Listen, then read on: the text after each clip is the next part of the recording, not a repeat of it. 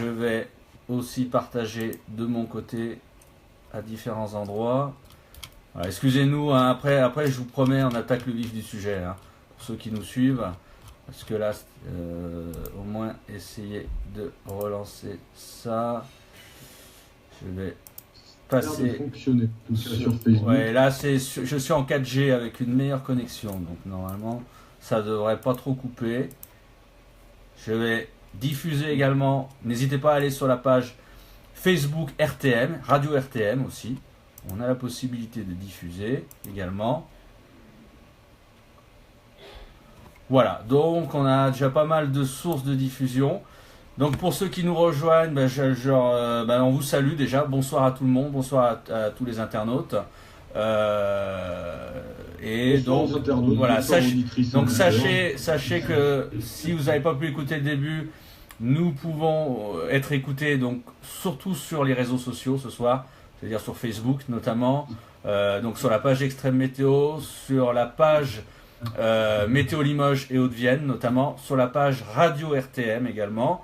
Vous pouvez nous voir également en version télé si vous êtes intéressé sur la page YouTube de Radio RTM également.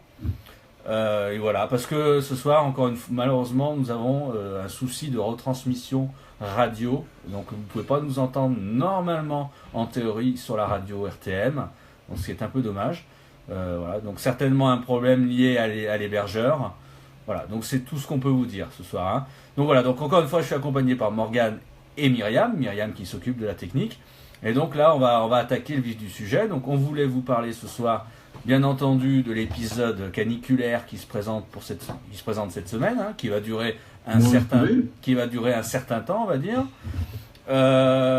Donc vous donnez vraiment moult détails, quoi, hein, c'est-à-dire des détails de température, des détails par rapport au seuil de canicule, suivant les départements, les secteurs. On va faire un petit comparatif on va également vous parler des vagues de chaleur du passé qu'il y a pu avoir, notamment sur juin. Donc vous verrez que juin 2017 n'est pas un cas isolé, loin de là.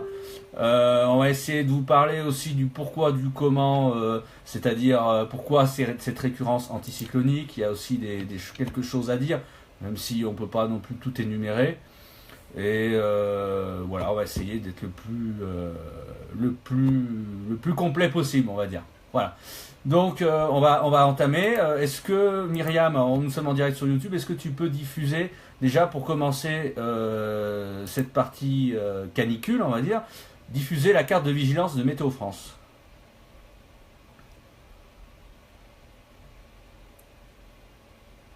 Myriam, pardon. Myriam.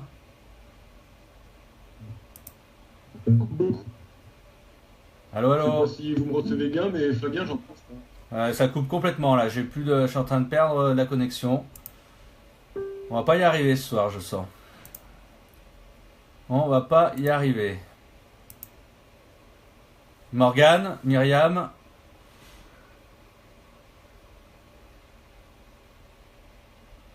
Morgane, Myriam.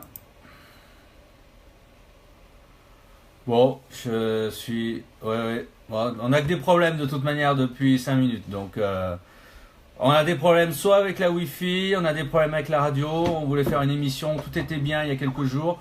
On voulait faire une émission et puis ce soir, quelque chose de bien. Et puis voilà, comme d'habitude. Il n'y a rien qui marche, comme d'habitude. Donc, comme d'habitude. Comme souvent, on va dire. Allô, allô. Oui, Fabien, on t'entend. Je sais pas qu'est-ce qui s'est passé. Il y a un internaute qui dit sur Extrême Météo, c'est la chaleur. Ouais, non mais il rigole, n'empêche l'internaute, mais avec ce qui va se passer cette semaine, j'ai peur aussi que ça affecte les connexions internet et différentes choses, et sans parler des ordinateurs qui chauffent aussi, hein. Parce que les unités centrales, elles aiment pas trop quand même ces fortes chaleurs, et donc est-ce qu'on pourra refaire des émissions? That is the question, hein. Morgane, Myriam, vous êtes là ou pas? Oui. D'accord. Oui, je suis là. Alors, tous les deux. on va essayer de... Alors, Myriam, comme tu m'entends maintenant que ça a l'air de remarcher, est-ce que tu peux diffuser la carte de vigilance Météo France, s'il te plaît? Oui, c'est bon. Voilà. Alors, donc, comme vous voyez, à partir de... la vigilance Météo France a été mis en route, je dirais, ce dimanche à 16h. et elle est prévue jusqu'à au moins déjà demain jusqu'à 16h, mais sachant qu'elle va certainement évoluer. Vous voyez toute une partie du centre-ouest et sud-ouest de la France qui passe en vigilance orange, canicule, donc avec, vous le voyez, hein, des départements, on va pas... De l'Aquitaine jusqu'à la Haute-Vienne, Voilà, on va pas... jusqu'au port, le Maine. Oui, j'ai pas entendu, alors ça coupe, il y a énormément de coupures, hein. J'ai pas entendu du tout Morgane ce que tu as dit, mais bon. Alors les départements qui sont en vigilance, bon, en gros, bah, c'est la majorité de la Nouvelle-Aquitaine, enfin Pyrénées-Atlantiques, les Landes, Gironde, Lot-et-Garonne, la Dordogne, tout le Poitou-Charentes, la Haute-Vienne, pas le reste du Limousin, mais la Haute-Vienne, la Loire-Atlantique, et ça doit être le Maine-et-Loire. Voilà. Tous ces départements-là ont été passés en vigilance aujourd'hui. Et donc pour un épisode de canicule précoce, hein, parce qu'on est quand même que le 18 juin, et intense quand même pour la période, pardon, et assez relativement durable. Alors la durabilité, on en y reviendra dessus, elle n'est pas encore complètement cernée. On sait que jusqu'à jeudi, vendredi, de toute manière, on a un épisode vraiment caniculaire, ça c'est clair sur le sud-ouest, hein, tout du moins. Et après, avoir la suite. Hein. Mais ça, on vous en dira un petit peu plus tout à l'heure. Donc, sachant qu'aujourd'hui, déjà, les températures maximales ont atteint, notamment dans le secteur qui est donc concerné par cette vigilance orange, des températures qui ont atteint quand même les 31 à 34 degrés. Hein. Donc, ce qui n'est pas négligeable. Et donc, cet épisode qui a quand même démarré aujourd'hui, plus ou moins, va continuer avec demain des températures qui vont atteindre certainement les 34, 37, même jusqu'à 38, 39 degrés éventuellement, notamment des Landes. 38 degrés Gironde ou dans les Landes. Voilà, notamment des Landes aux Charentes. Franchement, localement, on pourrait peut-être titiller les 40 degrés, hein, à mon avis. Hein, voilà, entre demain, mardi, l'épisode va continuer également à se poursuivre. Après, mardi, on ne sait pas, peut-être que la vigilance orange sera peut-être étendue un peu vers l'est, sachant que il y a quand même des doutes un peu sur le centre-est notamment. On ne sait pas si... moi, je suis pas certain que les départements soient passés en orange aussi rapidement que ça. On sera limite au niveau des seuils de canicule. Hein. Limite, parce que les seuils de canicule sont un petit peu plus élevés sur le centre-est que le centre-ouest déjà. Voilà, d'ailleurs, on va en profiter de faire cette transition. Myriam, si tu peux nous changer de carte, tu vas nous passer, et je te l'ai passé tout à l'heure justement, les cartes sur les seuils de canicule. Suivant les départements, bien sûr. C'est bon, allié. Alors, c'est à moi de reprendre aussi parce que derrière, comme c'est un peu galère. Donc, vous voyez à l'écran. Alors, vous ne voyez pas, tout le monde le voit. Je vais essayer de le diffuser aussi sur Extrême Météo. Je m'excuse, c'est un peu compliqué ce soir. Alors, on va essayer de diffuser en même temps. Donc, vous voyez bien les seuils de canicule. Alors, ces seuils de canicule. Alors, sachant qu'un seuil de vigilance canicule est déclenché à partir du moment où on a 3 jours de suite. On dépasse 3 jours, pendant 3 jours de suite, pardon, les températures qui sont indiquées sur les cartes. Donc, carte de gauche, suivant les départements, vous avez les températures minimales, et carte de droite, vous avez les températures maximales.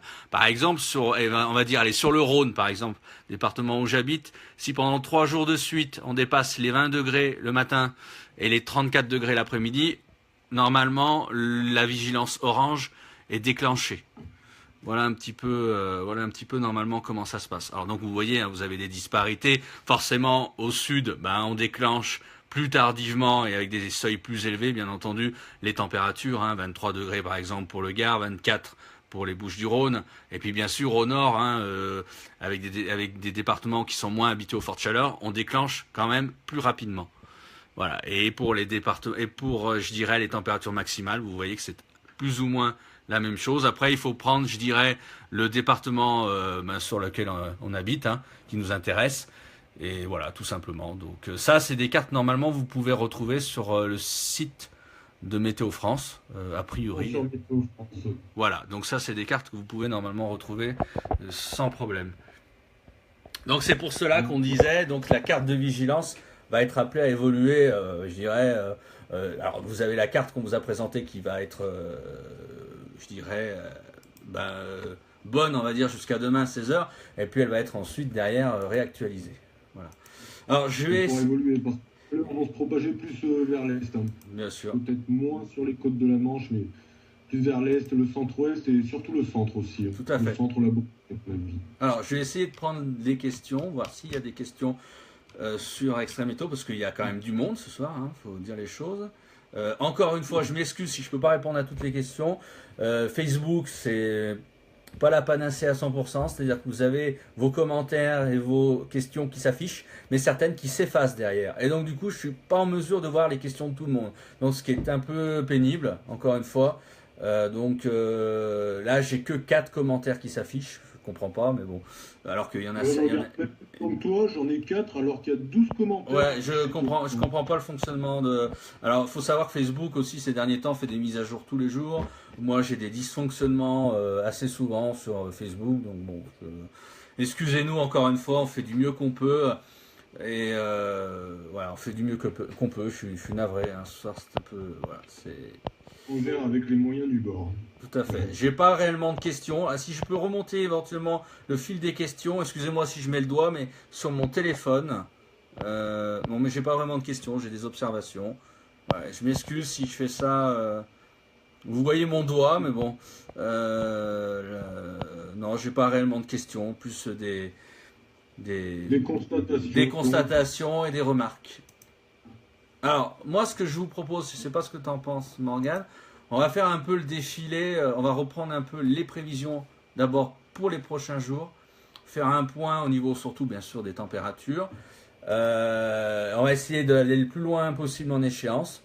Voilà, sachant qu'après, si vous avez des questions, je dirais plus d'ordre général, ou surtout des interrogations par rapport à une situation quand même qui peut être exceptionnel, n'hésitez pas, hein. Moi j'avais éventuellement, enfin on vous parlera éventuellement des précédentes vagues de chaleur, on vous parlera éventuellement du pourquoi, comment de cette récurrence anticyclonique, on parlera également, et je l'avais promis à Dominique, que je salue, Dominique Herrère, là, qui est avec nous, des tendances saisonnières, la tendance pour la suite de l'été, enfin on va essayer de faire quelque chose d'assez riche, quoi.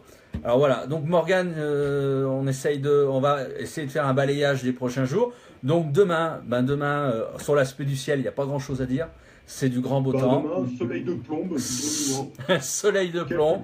Plus par endroit, surtout vers les reliefs, peut-être vers la Bretagne. Voilà, pas grand chose à signaler. Voilà, quelques cumulus vers la Bretagne. Peut-être une averse isolée sur les Alpes demain après-midi. Et encore, c'est pas sûr. Un peu de. Alors voilà, ce qu'on remarque, c'est que le flux, il s'oriente davantage au sud, forcément, avec l'arrivée de cette vague de chaleur. Donc, un vent qui sera un peu plus sensible demain près du golfe du Lion notamment et en vallée du Rhône, un petit vent de sud à sud-est, 50-60 km/h, qui pourrait ramener éventuellement peut-être, mais ça aussi c'est pas sûr, un ou deux brouillards côtiers, on va dire, notamment vers l'Aude, l'Hérault, mais c'est pas certain du tout. Voilà, donc ce qui fera que non, demain, ce qui sera particulier par rapport notamment à la période qu'on vient de vivre, c'est-à-dire que près de la Méditerranée, assez près de la mer, il fera un peu moins chaud que ce qu'il a pu faire notamment la semaine dernière. Parce que forcément, quand on passe sur un flux de sud, on a des températures qui baissent un petit peu près des côtes. Il fera un peu moins chaud, il fera un peu moins chaud effectivement sur les bords de Méditerranée, je vois Perpignan ou même Marseille, où les 30 seraient difficilement atteints, peut-être 28 degrés vers Nice. Les bords de la Méditerranée feront partie des secteurs les moins chauds en France demain quand même. Tout à fait. Ainsi que les côtes de la Manche. Il ne devrait pas être dépassé non plus à Cherbourg. Hein. Il devrait y faire 27-28. Par contre, même sur la pointe bretonne, on attend pas moins de 33 degrés à Brest demain après-midi. Et puis souvent des températures, disons sur le nord-est, proches de 31 à 33. 34 en région parisienne.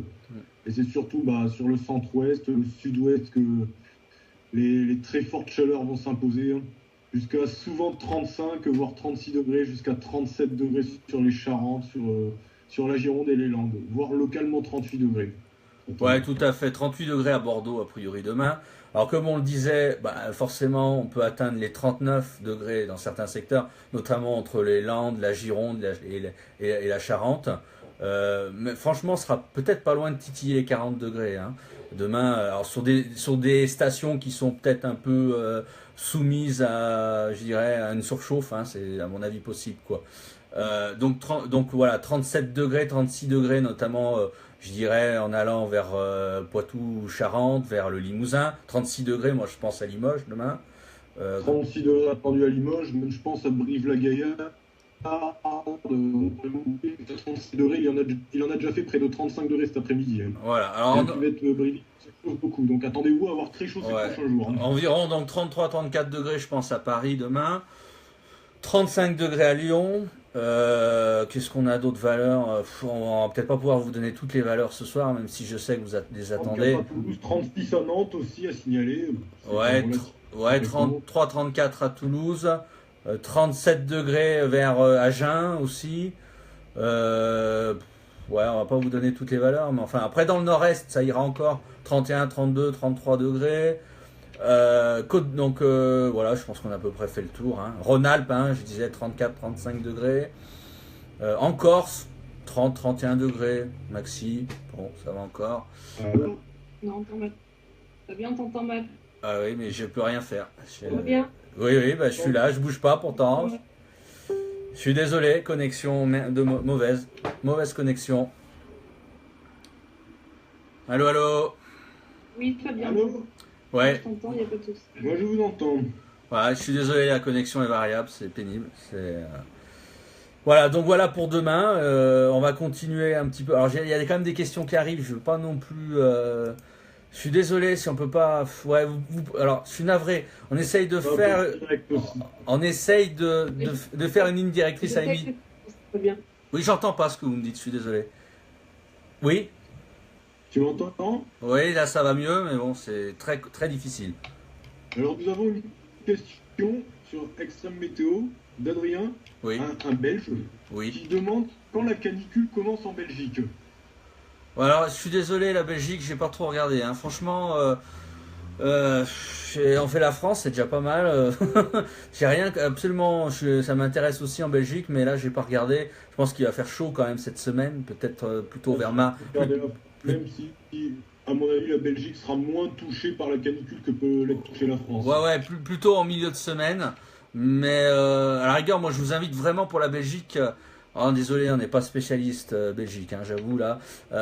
Mais plutôt, voilà, n'hésitez pas à aller voir un site comme une page météo comme Info Météo sur Facebook qui est très très très pointue et très très bonne en termes de prévision. Je fais un peu de la publicité pour eux, mais c'est vrai qu'ils font un boulot remarquable, quoi. Donc eux pourront certainement vous en dire beaucoup plus que nous sur la Belgique. Mais bon, Belgique, il y aura quand même une phase a priori de forte chaleur quand même, notamment en milieu de semaine. Peut-être pas tout à fait demain encore, mais demain quand même qu'on sera quand même dans les 30-31 degrés en Belgique. Mais après, je pense que ça va monter en cadence. C'est vrai. Les températures devraient naviguer entre 31 et 33 degrés en Belgique cette semaine. Voilà. Alors je voulais faire une parenthèse, il y a des questions qui arrivent, c'est très bien, on vous remercie beaucoup. On va essayer d'y répondre tout au long de la soirée. On est désolé si on ne vous répond pas immédiatement parce que on essaye de tenir une ligne directrice, c'est-à-dire qu'on vous présente quand même les prévisions météo avant tout, les températures. On ne rentre pas trop dans la technique tout de suite. On essaye vraiment d'être assez basique, quoi, parce que bon, certains qui nous écoutent là sont surtout intéressés, je dirais, par le fait de savoir si quelle température il va faire, quoi. Voilà, quoi.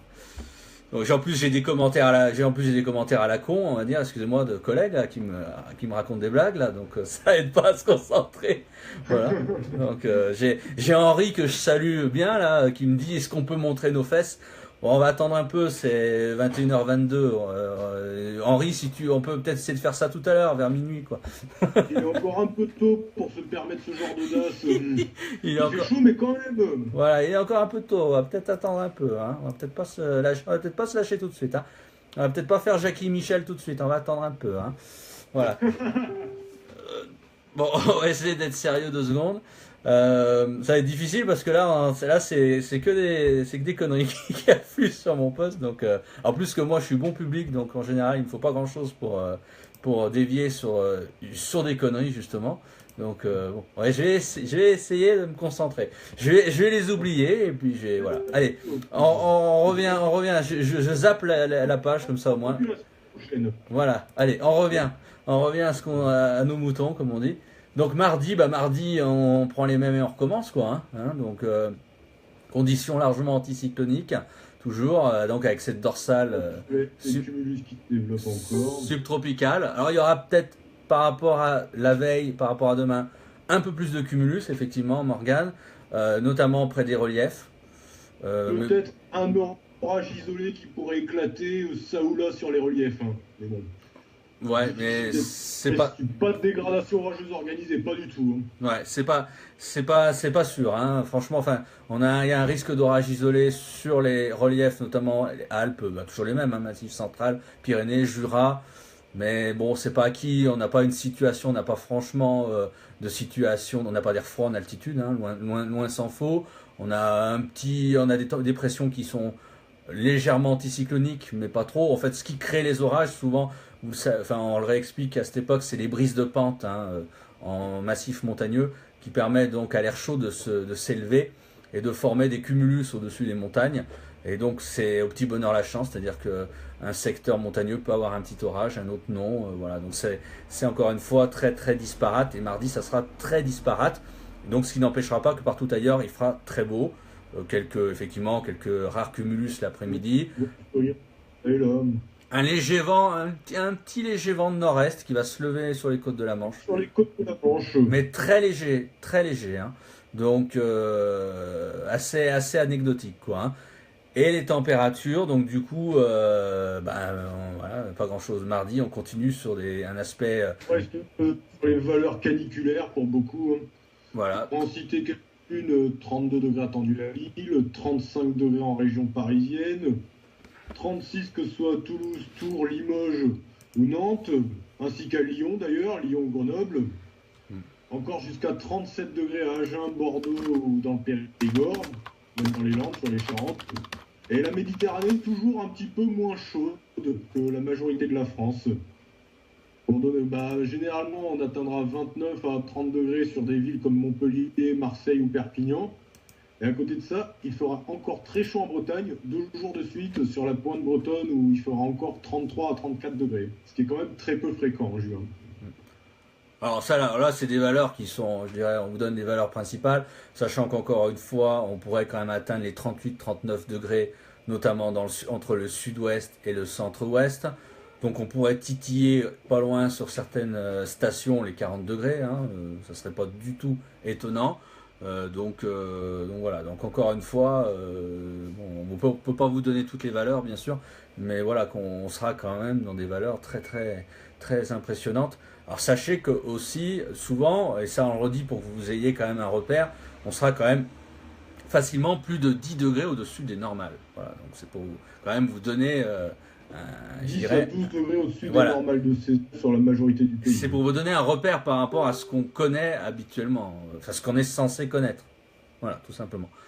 Donc voilà pour mardi, on va continuer pour mercredi, ça change pas beaucoup, hein. Toujours ces conditions anticycloniques. Peut-être un risque d'orage un petit peu plus présent sur les reliefs, mais bon. Ouais. Juste histoire de mentionner qu'il y a un risque, hein. Sinon pour le reste ça sera toujours un soleil de plomb, voire même un soleil écrasant avec quelques cumulus qui n'ont pas vraiment tempéré son ardeur. Voilà, encore une fois on a un petit risque d'orage isolé encore une fois, donc mercredi sur les massifs. Mais bon, c'est pas très franc, hein. Je dirais que bon, peut-être un petit peu plus, un risque un peu plus élevé quand même que mardi. Moi, c'est mon avis. Après, ça reste à voir. Peut-être ça peut se déborder. Mercredi pour être le risque orageux pourrait être un peu plus important parce que la cellule anticyclonique se décalera un peu vers le nord et l'est. Ouais, mais bon, ça un peu moins élevé. Ça peut éventuellement, avec un peu de chance, ça peut éventuellement évoluer vers une plaine environnante si ça éclate en montagne, mais bon, rien n'est moins sûr. Mais enfin, globalement, c'est toujours la même trame, hein, c'est du grand soleil, quelques cumulus ici ou là. Les températures, on va vous redire un peu les mêmes, hein, c'est-à-dire on aura dans le nord 32-33 degrés, 33 degrés pardon, sur le nord de la Seine. Paris, on atteindra les 36 degrés certainement. Le nord-est 34-35 degrés. En Bretagne encore, elle est en Bretagne, il fera un peu moins chaud, 30 degrés on va dire à peu près, et puis bien sûr toujours les mêmes secteurs concernés, hein, centre-ouest, sud-ouest, Très chaud, hein, donc encore une fois, ça peut aller jusqu'à 38, 39 degrés localement, certainement 37 degrés à Bordeaux notamment, encore 37 degrés à Limoges. Donc encore une fois, on pourrait titiller les 40 degrés, je me répète un peu. Vers le massif central, Rhône-Alpes, 35 degrés, Bourgogne, 35 degrés environ, et encore une fois, dans un petit flux de sud, les côtes méditerranéennes et la Corse qui sont un peu plus préservées, mais notamment près des côtes où on atteint 29, 30 degrés. Voilà, donc avec la présence de quelques débrises marines, donc tout de suite, forcément, on a des températures qui sont un peu moins élevées. Donc ça, c'est la tendance pour jeudi, la prévision pour mercredi.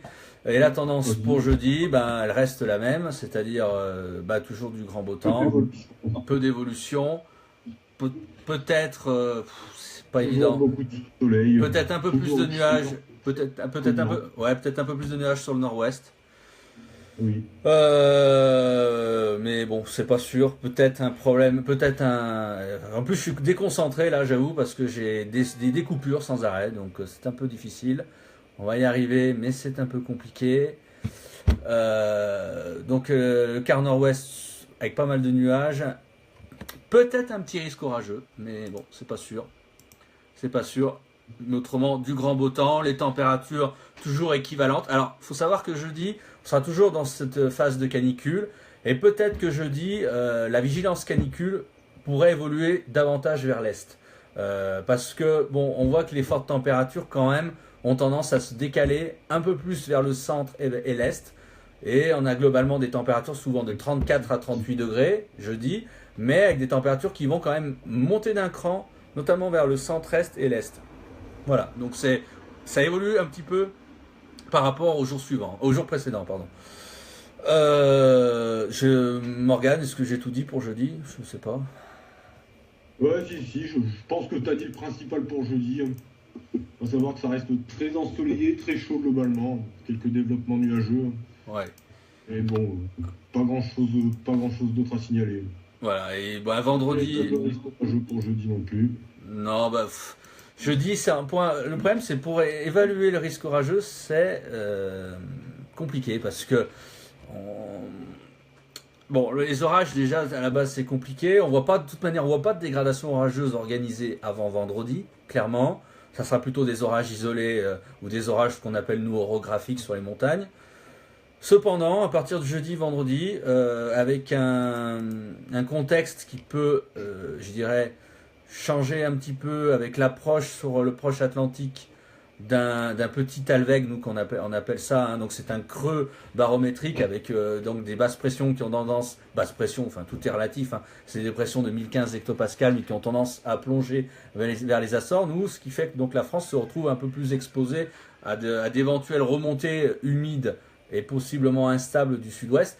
Donc entre jeudi et vendredi, moi je suis très réservé sur le risque orageux, je pense qu'il n'y aura pas énormément, pas a priori grand chose, mais on ne peut pas exclure éventuellement des orages à base élevée, nous ce qu'on appelle, ou d'atmosphère libre par exemple, éventuellement sur le nord-ouest du pays ou l'ouest. On ne peut pas l'exclure complètement, mais encore une fois, jeudi, vendredi, c'est une échéance qui est lointaine pour les orages, donc c'est difficile d'en dire davantage. Et donc pour vendredi, on prend plus ou moins les mêmes, on recommence, a priori du grand beau temps. On ne peut pas exclure peut-être un petit risque d'orage quand même sur l'ouest et le nord-ouest. Ouais, un petit peu présent que les jours précédents, mais bon, l'échéance est encore lointaine. Ça va s'ennuager sur l'ouest et le nord-ouest.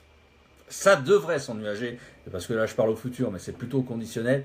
Ça devrait s'ennuager. Ça devrait s'ennuager, et la chaleur pourrait un peu s'atténuer sur l'ouest. Je suis d'accord, avec des températures qui pourraient peut-être baisser un peu, plus vers les 30-31 degrés. Par contre, ailleurs, est, sud-est, sud-est, ça sera toujours le cagnard, c'est le moins qu'on puisse dire. La canicule vers la région Rhône-Alpes, la Bourgogne. Ouais, on aura toujours des valeurs certainement entre 35 et 38 degrés même. Donc vendredi, espoir d'un petit rafraîchissement sur l'ouest et le nord-ouest. Peut-être un ou deux orages. Mais je dis peut-être parce qu'encore une fois, je répète, vendredi, c'est loin. Surtout dans ce genre de configuration. On a un dôme anticyclonique très installé sur l'Europe de l'Ouest. assez puissant avec quand même de l'air chaud à tous les étages. Donc, très chaud en altitude, donc très chaud à tous les étages. Il faut pouvoir bousculer tout ça, c'est pas facile. Donc rien n'est sûr pour vendredi. Hein. Donc ce qu'on vous dit, c'est à prendre avec des pincettes et ça sera forcément, je dirais, à repréciser, hein, obligatoirement. Et du coup, ça nous amène au week-end prochain. Le week-end prochain, on va essayer, on va pas trop se mouiller. Bon, la configuration reste clairement anticyclonique quand même si on a un talweg ou une petite goutte froide qui se rapproche par l'Atlantique. Et donc, a priori, moi je pense que le week-end prochain sera à nouveau beau, assez chaud, assez chaud par rapport à ce qu'on a eu, mais quand même avec peut-être une baisse des températures. La chaleur serait peut-être un peu plus raisonnable, surtout sur les régions du nord. Dans le sud, ça reste quand même encore à préciser. Nord et ouest. Sud et est, à mon avis, toujours très chaud. Peut-être un risque orageux au cours du week-end. Mais ça, pour les orages, c'est loin. C'est très très loin. Très très loin parce que déjà les modèles montrent quand même des divergences. On a le modèle GFS américain qui voit effectivement un petit talweg arriver avec peut-être un petit minimum dépressionnaire le dimanche. Donc il pourrait engendrer forcément quelques orages. On a le CEP, je fais du direct là, c'est-à-dire les modèles, je n'ai pas eu le temps de tous les regarder avant de prendre le direct, donc je fais je découvre en même temps que ce que je vous parle. Hein. Et donc le CEP, le CEP est déjà un peu différent parce que lui il voit effectivement une goutte froide qui arrive sur le Portugal entre samedi et dimanche. Donc le rafraîchissement pourrait être minoré à mon avis sur le CEP. Et donc on pourrait avoir quand même bien chaud sur le CEP si on s'en tient au CEP pendant tout le week-end.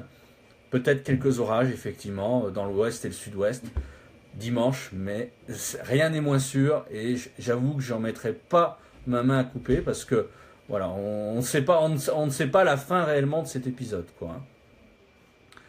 Non, les scénarios sont encore hésitants, il n'y a pas grand chose de fixé. Ce qui est quasiment certain, ce qu'il faut retenir, c'est que la canicule sera assez généralisée de demain jusqu'à jeudi. Enfin, demain, surtout sur l'ouest, avant de se propager progressivement plus vers le centre-est, la région Rhône-Alpes également. Voilà, alors après le week-end prochain, j'entends un écho là, terrible, je sais pas si c'est... après le week-end prochain, c'est compliqué. Alors les modèles, forcément par défaut, ont tendance à nous mettre le retour d'un flux d'ouest, on va dire, d'un flux un peu plus océanique, ce qui voudrait dire que on en finirait avec cette période très chaude. Mais la chaleur sur la majorité. Mais c'est très loin. C'est la facilité des modèles numériques de nous mettre ça. C'est le scénario par défaut, on va dire. Moi, je suis très très méfiant. Donc, moi, au-delà du week-end prochain, je me mouillerai pas à annoncer un type de temps. On peut très bien effectivement avoir un rafraîchissement. Peut-être temporaire, hein, avant le retour de la chaleur, ou un rafraîchissement plus durable. J'y crois pas trop, le rafraîchissement durable. Je vous expliquerai pourquoi. Ou bien la continuation de la chaleur, mais bon, ça semble pas énormément vu ce soir par les modèles. Donc voilà. Je dirais que c'est ce qu'on peut dire. Je sais pas si tu penses pareil que moi, Morgane, mais bon. Ouais, je suis encore un peu réservé pour les dégradations. Il pourrait peut-être y avoir un rafraîchissement, mais bon. CEP, il y a quelques temps, voyait un rafraîchissement assez marqué. Et puis là, quand je vois qu'il diminue le rafraîchissement, je vais pas trop me mouiller, ça me paraît compliqué. Le rafraîchissement pourrait avoir lieu plus facilement sur le nord et l'ouest du territoire. Il pourrait être juste temporaire. La chaleur risque de persister bien plus facilement sur le sud, par contre, hein, où la réserve d'air chaud restera très présente. Il n'y a pas de miracle. Le sud-est est exposé. Le sud-est ne va pas retrouver de la fraîcheur de sitôt. Hein. Le sud-est et la Corse, il ne faut pas rêver. On voit que cette année, les masses d'air chaud, on est pourtant que le 18 juin, sont très concentrées sur le sud de l'Europe. Hein. Elles sont très concentrées et très importantes.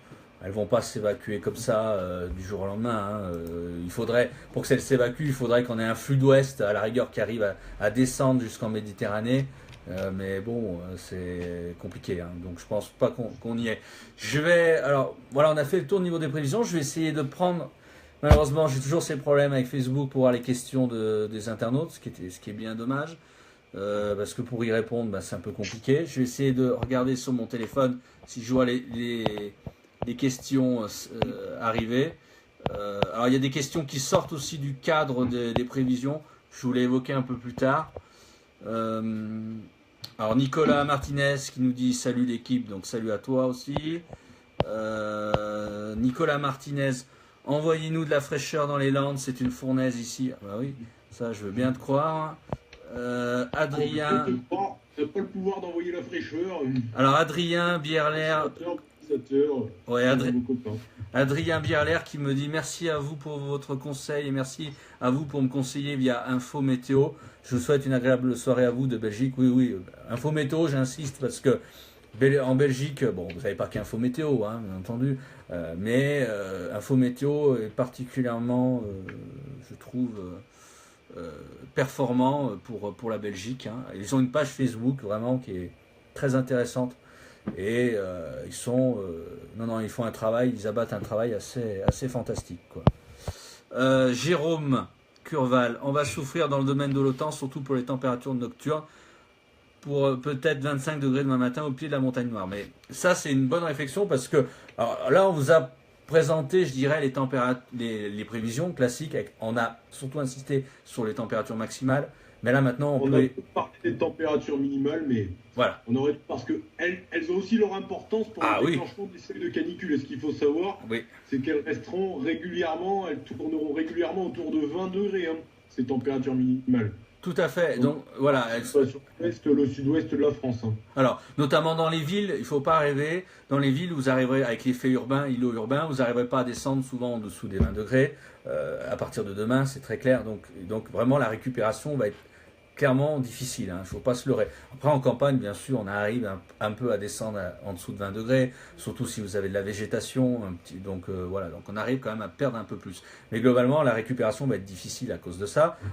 Donc ça va clairement poser problème. Et donc c'est vrai qu'on n'a pas assez insisté sur le niveau des températures minimales. On va pas vous donner toutes les températures minimales pour tous les jours parce qu'autrement on y est encore à minuit. Hein. Mais on insiste beaucoup sur les températures maximales, mais les températures minimales sont loin d'être à négliger. Donc au niveau des habitations, malheureusement, des fois, il faut essayer de faire des courants d'air quand c'est possible, mais c'est pas évident pour arriver à perdre un petit peu. Mais c'est compliqué, surtout qu'en pleine journée, bien sûr, après on est obligé de tout fermer, tout boucler pour éviter que la chaleur rentre. Et je dirais que il y a des recommandations qui vous sont données par Météo France notamment, par d'autres organismes, mais il n'y a pas de solution miracle. Après, bien sûr, ce soir, je suis pas venu là pour donner des recommandations à tout va. Je pense que chacun essaye d'être responsable, mais bien sûr, il faut éviter les activités sportives, les activités physiques aux heures les plus chaudes, bien entendu. Essayez de vous isoler, notamment dans des endroits frais, possiblement climatisés, dans la mesure du possible. Ça peut être un cinéma. 2 heures dans un endroit climatisé. Si vous aimez le cinéma, n'hésitez pas à aller au cinéma, par exemple, c'est climatisé. Alors bien sûr, si vous travaillez pas, hein, parce que quand on travaille, on fait pas ce qu'on veut. Hein. Donc voilà, c'est un peu bon. On va pas vous donner toutes les recommandations. Donc je continue le fil des commentaires. Alors j'ai mon ami Cyril, bien sûr, toujours là pour sortir des conneries, excusez-moi. String rafraîchissant pour tout le monde, si c'était possible. Hein. Mais bon, voilà. Nicolas Martinez qui m'avait dit, je prévois un risque orageux dans les Landes demain dans la soirée. Vous confirmez? Bof. Demain le risque orageux. Moi, à part les Alpes, éventuellement une averse isolée orageuse. Moi demain je vois rien. Pour les Landes. J'y crois pas. Pour les Landes, ça m'étonnerait beaucoup aussi. Non, un peu plus tard dans la semaine, mais pas demain. Plutôt mercredi sur les Landes à la rigueur. Ou mercredi, mais même jeudi, vendredi, parce qu'avec l'approche du Talweg ou d'une éventuelle goutte froide, ça peut se déstabiliser un peu plus. Mais ça ne sera pas généralisé, mais pour demain, moi je pense pas, hein, franchement. Pascal, ça saccade, oui, excusez-nous pour les problèmes techniques, je suis navré. Alors Christine, merci à vous pour votre travail. 30 degrés ce soir à la Ruscade, donc ça c'est dans la Gironde. C'est chaud et pas de vent. Oui, ça commence déjà bien ce soir. Hein. Oui. J'ai l'ami Dominique qui me dit, peut-on s'attendre à une forte, entre parenthèses, dégradation orageuse en fin de semaine ou week-end? Alors donc ça, on avait effectivement dit avec Morgane, moi je ne vais pas me mouiller là-dessus. Forte dégradation orageuse, personnel, je vais donner mon avis personnel. J'y crois assez peu, dans la mesure où moi je vois un dôme anticyclonique qui résiste fortement, avec de l'air chaud à tous les étages, et sec surtout. Ça ne veut pas dire qu'il n'y aura pas quelques orages, notamment dans l'ouest et le nord-ouest, mais je pense que ça restera des orages assez désorganisés, assez isolés. Alors effectivement, pour les chasseurs d'orages, ça sera peut-être intéressant, parce que ça sera des orages esthétiques, mais moi je vois pas franchement une dégradation orageuse digne de ce nom, avec un front froid par exemple qui balaye l'air chaud. Moi je le vois pas comme ça. Après je peux me tromper, on verra dans les prochains jours. Ça peut évoluer. Ça peut évoluer. Alors, la suite des questions est intéressante parce que ça va nous permettre de faire la transition avec les phénomènes de vagues de chaleur du passé. C'est intéressant. Donc j'ai Olivier qui nous demande, est-ce qu'il y a risque de revivre un été comme en 2003 ? Voilà, ça c'est la vraie question. Ça c'est la question qui revient d'une manière récurrente depuis. Forcément, avec ce qui se passe, tout le monde repense à 2003, c'est normal. Déjà, on va faire on va regarder, on va reprendre un peu un historique des vagues de chaleur. Est-ce que Myriam, tu peux diffuser l'historique des vagues de chaleur que je t'ai communiqué? Vas-y. Alors moi je vais essayer. Alors attendez, je vais essayer de vous le diffuser aussi sur Extrême Météo en même temps. Donc je m'excuse, je vous fais patienter une minute. 30, allez, on va dire 30 secondes, le temps que je retrouve. Voilà. Alors, j'ai rien inventé, c'est l'historique qui a été fait par Météo France. Donc voilà, vous voyez en tête et largement des vagues de chaleur qui ont été connues 2003, hors concours pour l'instant, on peut le dire. 2003 qui avait déjà vu un mois de juin. Alors le mois de juin 2003 avait été le plus chaud depuis l'après-guerre. Faut savoir que mois de juin 2003, on avait une anomalie positive donc de chaleur de plus 5,1 degrés sur la France. Je parle que de juin pour l'instant. Alors je parle que de juin pour l'instant. Alors pour faire un comparatif, Morgane, hein, c'est ce que je dis, je parle que de juin. C'est-à-dire 2003, on avait commencé fort. C'est-à-dire que mois de juin, plus 5 degrés d'anomalie sur la France, sachant qu'il y a des coins qui avaient franchi des stades pas possibles. Par exemple, Lyon, moi je vous parle de Lyon parce que je suis aux premières loges, j'ai connu ça. À Lyon, on avait eu un mois de juin 2003 avec une anomalie de plus 7,7 degrés. Donc ça vous donne vraiment une vraie photographie de ce qu'avait été juin 2003. Alors 2003 après, il n'y a pas eu que juin bien sûr. Donc il y a eu juillet qui avait été chaud, à degrés de moindre quand même, et août et forcément bien sûr août 2003 qui avait été exceptionnel. On le rappelle, les 15 premiers jours d'août 2003. C'est la référence en termes de canicule en France. Avec des valeurs constamment sur 15 jours, constamment au-dessus des 35 degrés. Souvent, on a atteint les 40 degrés. Et donc, voilà. Donc 2003 est hors concours là-dessus pour l'instant. Cette année, est-ce qu'on arrivera au stade de 2003 ? Bien sûr, c'est la question. Ce mois de juin actuel, le mois de juin donc 2017, cette année, on peut estimer que le mois de juin 2017, à l'heure actuelle, avec les températures prévues la semaine prochaine, et peut-être possiblement un peu plus tard, on pourrait avoir le mois de juin 2017 se situant sur le podium des mois de juin les plus chauds depuis l'après-guerre. À un niveau en deçà de 2003, largement en deçà quand même, parce que 2003, c'est quand même plus 5 degrés d'anomalie, mais à un niveau plus ou moins similaire de juin 1976, qui est loin, hein, mais qui a quand même laissé des souvenirs, et de juin 2005, qui est pas si loin par contre pour le coup. Exactement, parce qu'il y a eu une bonne vague de chaleur en deuxième quinzaine de juin 2005. Alors, sachant que ces mois-là avaient terminé dans une anomalie, elle est un peu approximative parce que je ne l'ai pas complètement exacte, avait terminé sur une anomalie de plus 2,8 à 3 degrés sur donc juin 1976 et juin 2005. Donc avec ce qui se présente cette semaine, on peut dire qu'on peut éventuellement se retrouver dans des configurations, à peu près comme celle-ci, hein. On peut finir le mois de juin avec une anomalie de plus 3 degrés environ. Bien sûr, on se situera certainement sur le podium. Le podium ou au pire la 4e place. mais a priori, on a quand même des chances raisonnables de se situer sur le podium des mois de juin les plus chauds depuis l'après-guerre. Voilà, alors ça c'était sur les mois de juin. Après, on repart sur les vagues de chaleur, donc estivales, sur les 3 mois d'été, juin, juillet, août. Donc après 2003, vous avez 1947, pour ceux qui ont vécu cela. Moi, je suis pas suffisamment vieux, donc je l'ai pas vécu. J'ai pas. Non plus, moi, mais bon. Voilà. Après, vous avez 2006 quand même, qui a quand même laissé. Juillet 2006 qui était torride de chez. Très chaud. Juillet 2006 qui a laissé des souvenirs. Donc une année 2006, enfin un été 2006 quand même qui est vraiment très chaud. Et après on descend à des niveaux. On a eu 1983. On a eu 1900. À peine moins chaud que juillet 2006. Voilà, on a eu 1990. On a eu 2015. Voilà, 2015. Il y a 2 ans. 2015, encore une fois, contexte chaud, quasiment les 3 mois, plus ou moins. Un peu moins chaud au mois d'août un petit peu plus orageux, mais juin. C'était plus variable entre pic de chaleur et dégradation orageuse et pluvieuse parfois marquée. Voilà, mais juin, juillet, très sec, très chaud, et donc vraiment 2015, vous voyez, donc pas si loin que ça. On a eu 2012 aussi, vous voyez, dans les récents. On a eu 2013, donc vous voyez constamment les dernières années, on voit quand même l'effet du réchauffement climatique, on voit qu'on retrouve quand même les années 2000-2010 fréquemment quand même dans les vagues de chaleur observées, donc ce qui est pas fait quand même pour nous rassurer. On a quand même 2016 l'année dernière aussi, 2016 quand même qui a été voilà, surtout à cause de la canicule tardive fin août. Tout à fait. Donc voilà, on va pas toutes les énumérer, mais bon, vous voyez un petit peu, vous voyez quand même une forte représentation des années 2000, des années 2010. Vous voyez que bon, la tendance est claire, quoi. On va quand même vers une récurrence des épisodes chauds, possiblement caniculaires, de plus en plus, enfin une récurrence.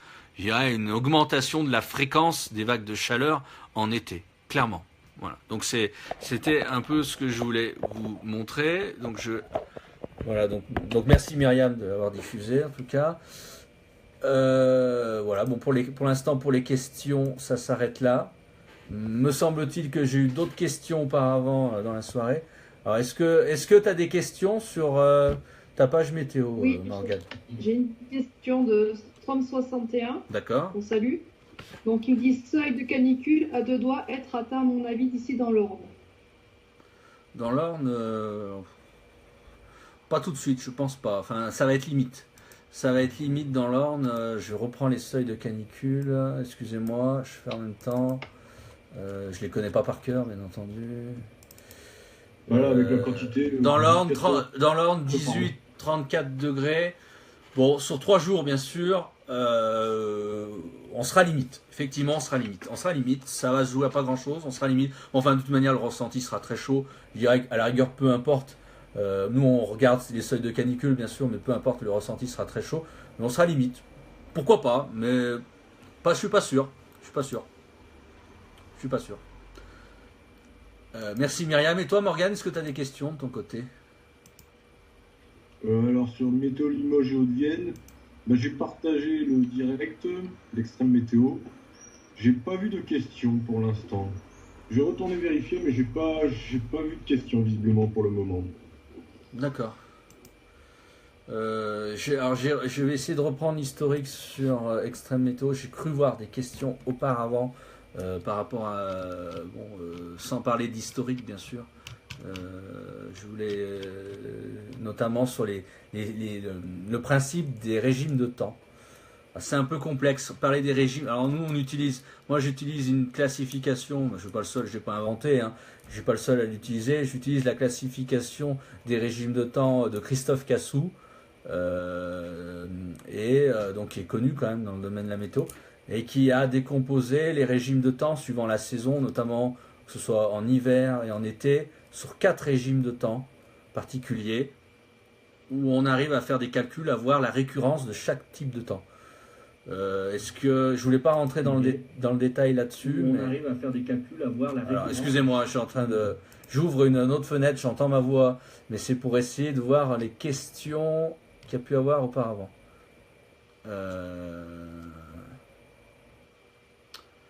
Excusez-moi. Non. Voilà. François Leroyer, je ne sais pas s'il nous écoute, il nous regarde toujours. Je suis désolé de l'avoir fait patienter aussi longtemps pour en arriver à ce sujet-là.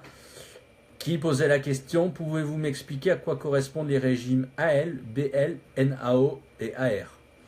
Alors, ça revient à faire un peu un cours magistral, mais bon, je vais essayer de faire court. Oui, donc je disais, c'est des régimes de temps classifiés suivant Christophe Cassou, hein, un éminent, pas météorologiste, soit chercheur du CNRS, il me semble, pour donc classifier les différents types de temps, notamment que ce soit en hiver et en été. En hiver, il a fait une classification, la suivante, donc c'est, alors il y a effectivement 4 régimes qui sont prédominants, enfin prédominants, ça dépend des hivers, on va dire. On a le régime NAO+, l'hiver, qui peut intervenir. Alors donc NAO+, je vous rappelle un petit peu comment ça se configure. On a d'ailleurs dans les précédentes émissions des Maîtres du Temps, on a dû vous en parler assez souvent. NAO+, c'est lorsqu'on a un système d'anticyclone vers les Açores et une dépression islandaise très forte et qui nous engendre un flux d'ouest. Donc chose assez courant en hiver, un peu moins ces dernières années par contre, il faut le dire.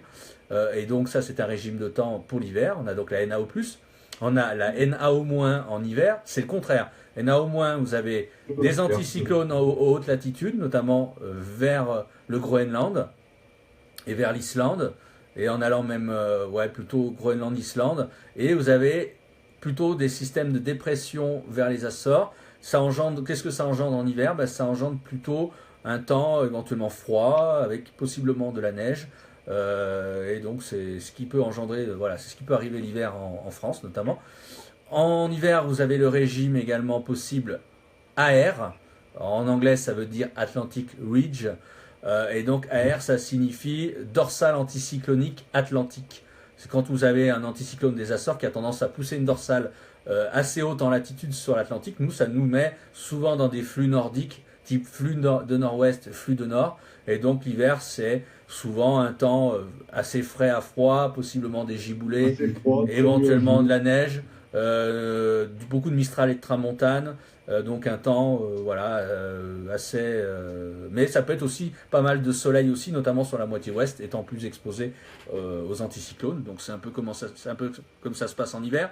Et en hiver, pour finir, on a un dernier régime, c'est BL, donc ça veut dire blocking en anglais, donc ça veut dire blocage anticyclonique. C'est quand vous avez un anticyclone qui s'installe notamment un peu vers le nord de l'Europe, mais bon, qui peut également déborder aussi sur le centre et l'ouest de l'Europe. Et là, ça nous met plutôt dans des conditions anticycloniques, donc avec souvent du soleil, mais ça peut être bien sûr des brouillards et éventuellement des nuages bas en hiver.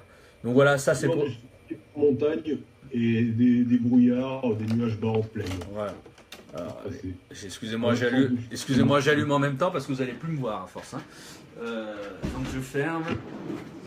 Alors l'été, bon, je vais vous la faire courte. Donc l'été, on retrouve à peu près les mêmes régimes de temps. Vous retrouvez l'été, donc la NA au moins, je vais pas vous redire ce que c'est. Donc l'été, par contre, ça peut être un été. Un été en NA au moins, c'est un été souvent médiocre. Ça peut être de la fraîcheur, ça peut être de la fraîcheur, des orages, de la pluie, pas très agréable quoi. C'est d'ailleurs un peu ce qu'on a eu en août 2014, pas si loin que ça. Voilà, un mois d'août.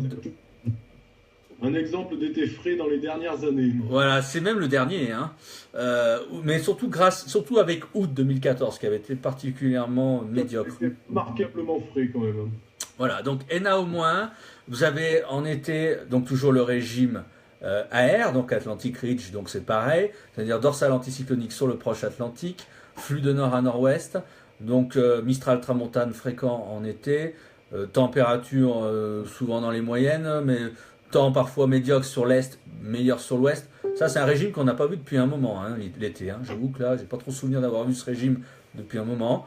Vous avez le régime BL, bien sûr, donc c'est le régime blocage anticyclonique. Donc en général, l'été, ça donne un très beau temps, l'été, parce que c'est souvent un flux continental à la pluie aussi, et donc ça nous donne un flux d'est, nord-est l'été, ça nous donne des températures qui sont élevées, mais qui sont agréables, qui sont supportables. Des chaleurs qui restent modérées, plus aux alentours de 25 à 30 degrés. Voilà, c'est ce qu'on a eu par exemple en juillet 2013. Par exemple, les 6 premiers. Sur le nord de la France, c'était plus chaud au sud de la France quand même. Ouais, mais ça allait, c'était supportable. Par exemple, les 6 premiers mois de 2013, je ne sais pas si vous vous souvenez, on avait eu un hiver qui était assez mauvais, quoi. Un hiver froid, humide quand même. Froid, humide, un printemps tout aussi froid, humide et vraiment pourri. Et juillet, on avait eu ce régime de temps. Donc on avait eu une bascule sur un mois de juillet qui avait été très beau. Juillet 2013 était très agréable, moi j'en garde un très bon souvenir. Et avec des températures agréables. Un peu dans cette situation de blocage, effectivement. Et vous avez, alors là j'y viens, j'ai gardé le meilleur pour la fin, hein. Voilà, hein, j'ai pensé à vous. J'ai gardé le meilleur. Le dernier régime qu'on a l'été, c'est le régime AL. Alors AL, qu'est-ce que ça veut dire? Ça veut dire Atlantic Low. Ça remplace en fait le régime NAO+, qu'on a à l'hiver normalement. Donc l'été on l'appelle AL, Atlantic Low, parce que ça se retranscrit de la manière suivante. Vous avez un Talweg Atlantique, souvent, comme ce qu'on a actuellement, donc qui descend vers les Açores, et à l'avant qui fait office de pompe à chaleur, pardon, avec à l'avant donc la remontée d'une dorsale anticyclonique subtropicale sur l'Europe, donc sur l'Europe de l'Ouest notamment. C'est exactement ce qu'on a actuellement. Et donc qu'est-ce que ça amène comme temps? Ça amène des fortes chaleurs, possiblement des canicules, on le voit, des passages orageux par moment, assez courts ou plus ou moins longs, ça dépend. Voilà, donc c'est le régime de temps. Et ce régime de temps, Atlantic Low, on l'a, sachez-le, on est le 18 juin, on l'a quasiment en continu depuis maintenant le 15 mai. On a fait une bascule depuis le 15 mai vers ce type de temps, vers cette récurrence de régime de temps, et donc qui signifie vraiment qu'on est dans une période vraiment chaude, très chaude. Alors après, maintenant, la question que vous allez me poser, est-ce que ça va continuer ou pas? Là-dessus, je sais pas, il faut voir, quoi. Alors, je vais déjà voir si j'ai des questions supplémentaires. Il y a des questions, effectivement. On va essayer d'y répondre du mieux possible. Alors, Axel de la Drôme, que je salue bien. Dans la Drôme, ils seront atteints, je pense. Donc, il parle des seuils de canicule, certainement. Oui, dans la Drôme, ça me semble jouable pour les seuils de canicule. Robin qui me dit: que penser de la situation de jeudi pour le nord-ouest? Grosse baisse des températures prévue pour Arpège. Grosse baisse, j'y crois pas trop. Hein. Peut-être envisagé, prévu, c'est peut-être un peu tôt pour parler de prévision. Là. Petite baisse, à mon avis. Le scénario des modèles ne l'annonce pas encore. Tu parles des températures ou des orages là? Des températures. Après, pour les orages, c'est pareil, je vois pas de grosses événements. Non, moi non plus, je vois pas de grosses. Pour moi, ça reste quelques orages. Mais... ça reste très limité pour moi là-dessus. Hein. Moi, je vois rien de gros, d'important. Je dis dans le nord-ouest, hein. Continuation de la chaleur, peut-être légèrement atténuée, ça peut peut-être baisser de 1 ou 2 degrés. Des orages, il y a un risque d'orage entre l'ouest et le nord-ouest, mais encore une fois, moi je vois pas de grosses situations orageuses.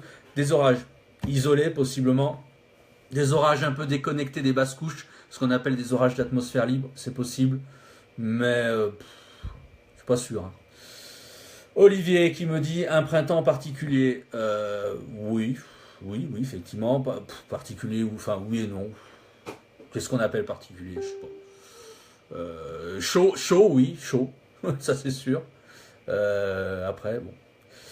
Samuel, bonsoir. Dans le Finistère, c'est pas loin non plus pour une vigilance, je pense, au vu des températures minimales et maximales jusqu'à jeudi. Ah, je crois pas, moi, le Finistère. Le seuil de vigilance.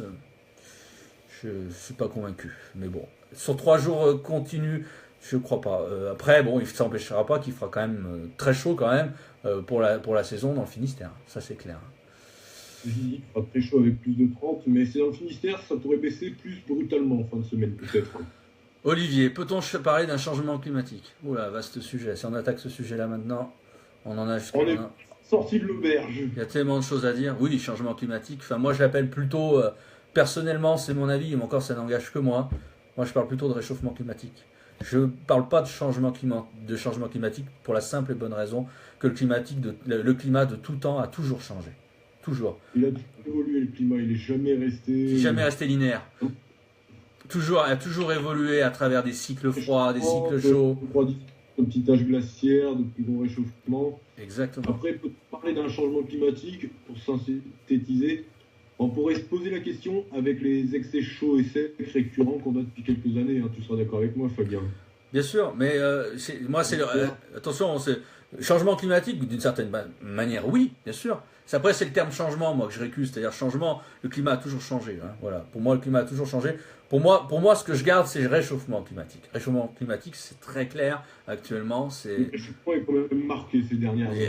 Pour le nier, il faut être un peu aveugle, mais pour moi, il est très clair. Après, on va peut-être pas rentrer dans les détails maintenant, parce que du coup, si on rentre dans les détails maintenant, on va occulter d'autres sujets. On aura l'occasion d'en reparler. Mais voilà, donc c'était la réponse que je voulais donner. Je ne veux peut-être pas trop m'étendre sur ce sujet-là ce soir, parce que c'est un sujet, on a eu maintes reprises l'occasion d'en parler. C'est un très vaste sujet, mais bon, clairement oui. Georges-Louis Cellier, sur Paris, on est déjà en vigilance orange canicule, 27 degrés en ce moment. Oui, mais sur Paris, clairement, la vigilance canicule est très pas pertinente, je veux dire, je cherche mes mots ce soir. Et voilà, et tout à fait justifié dans la mesure déjà effet îlot urbain dans Paris. Effet urbain. On va avoir portable à Paris. Les températures nocturnes vont être affolantes, faut être clair. Cette semaine, si on arrive à descendre en dessous de 23 degrés la nuit, ça va être pas une bonne chose, mais ça va être miraculeux, quoi. Et la journée, bien sûr, on va atteindre les 35, les 36 degrés. Donc, de toute manière, pour Paris, moi, c'est on ne peut plus nécessaire. D'ailleurs, je voudrais faire une parenthèse. On n'en a pas parlé, et moi, c'est la réflexion que je veux faire. Donc, Paris, c'est une chose. Paris, c'est clair.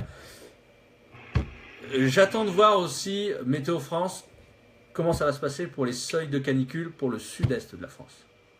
Sud-est de la France, on a dit avec Morgane, bord de la Méditerranée, on est d'accord, il fera un peu moins chaud parce que avec l'effet brise marine, avec l'effet de la Méditerranée, on aura des températures de 30 degrés. Par contre, quand on va aller dans les terres, il fera à nouveau quand même très chaud. Mais ça fait pas, c'est pas. Ça se réchauffe rapidement. Mais c'est pas. Je crois aussi que le problème, c'est que les seuils de canicule sont vraiment déterminés selon une station de référence.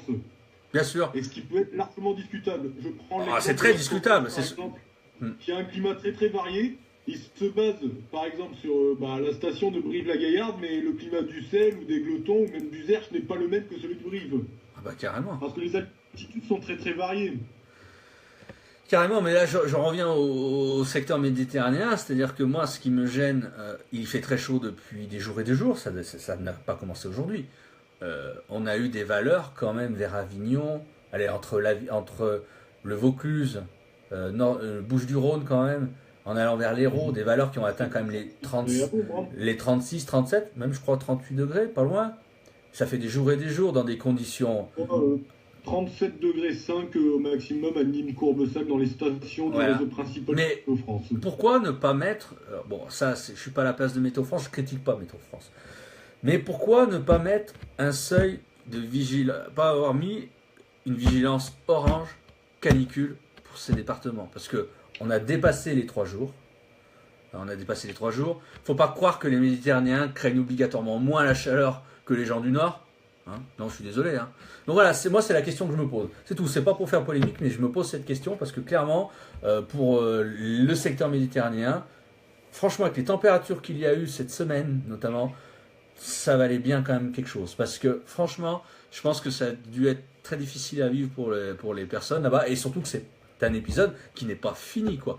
On sait que de toute manière, constamment, dans ces secteurs, il fera chaud de toute manière jusqu'au mois de septembre. Alors, plus ou moins, bien entendu. Des fois, ça redescendra un peu vers les 30 degrés. Mais voilà, mais quand on atteint quand même plusieurs jours de suite un seuil de 35-38 degrés avec des nuits qui sont très chaudes. D'ailleurs, Morgane, je ne sais pas si tu as vu, on a eu un record qui a été battu à Montpellier avec une valeur qui est... je crois. Voilà, exactement. C'était pas descendu en dessous de 25 degrés, ce qui veut dire que la chaleur a persisté même toute la nuit à Montpellier. Donc ce n'est pas que les températures maximales, c'est également les températures minimales. Voilà.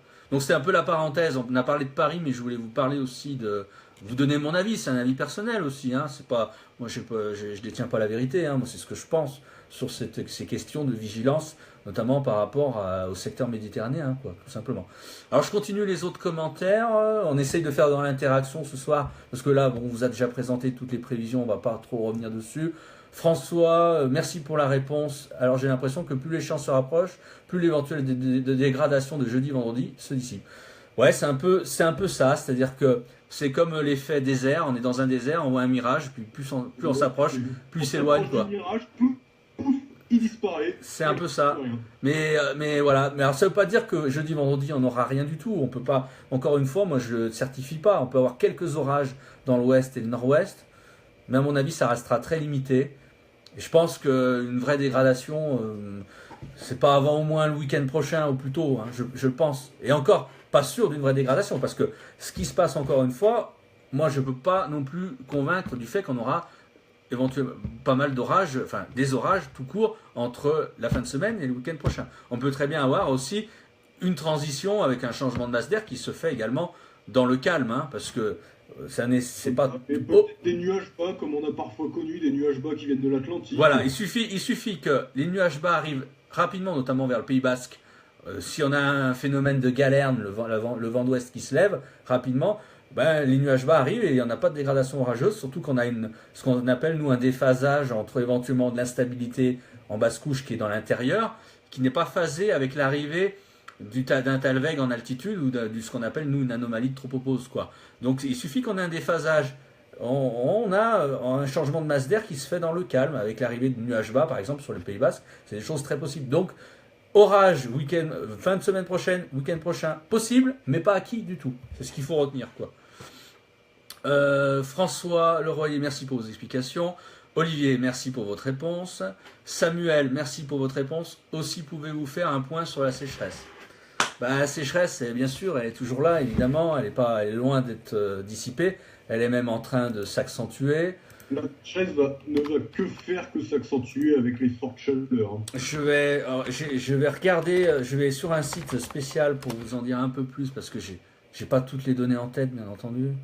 Je vais vous en dire un petit peu plus sur l'état actuel de la sécheresse, mais bizarrement le site il marche pas parce que j'ai pas de détails, hein. C'est bien. Excusez-moi, je fais ça. On a des arrêtés sécheresse, hein. On a des situations d'alerte, hein. Tu confirmes, Morgane?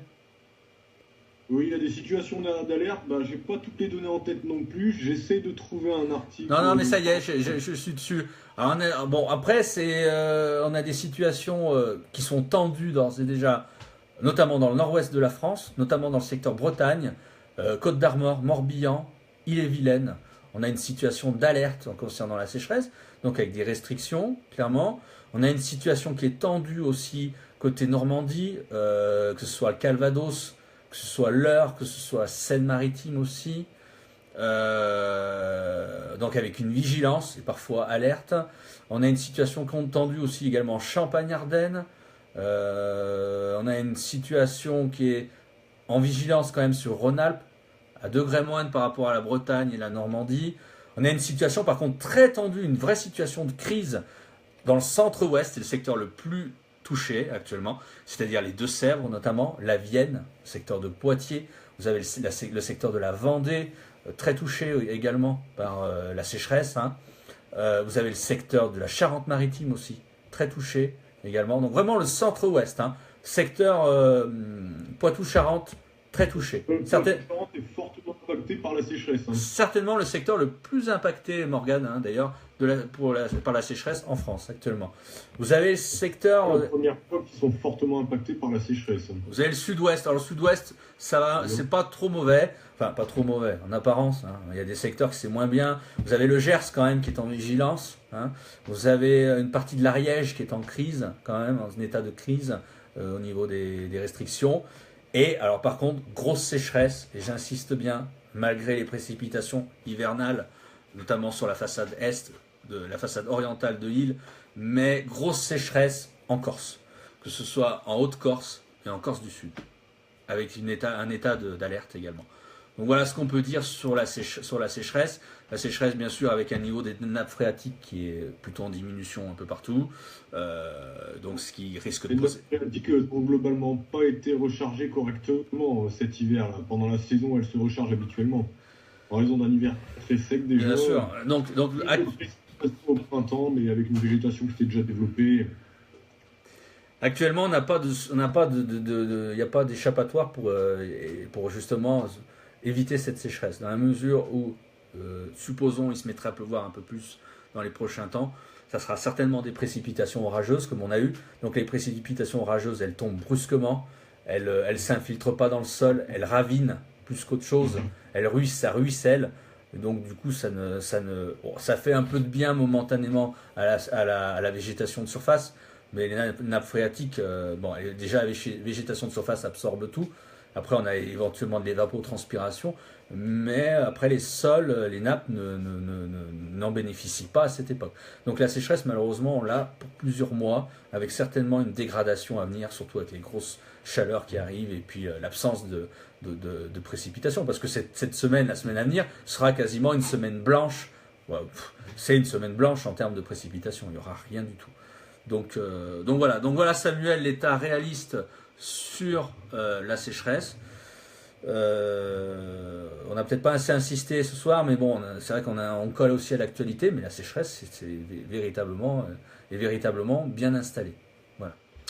Je continue parce que ça afflue.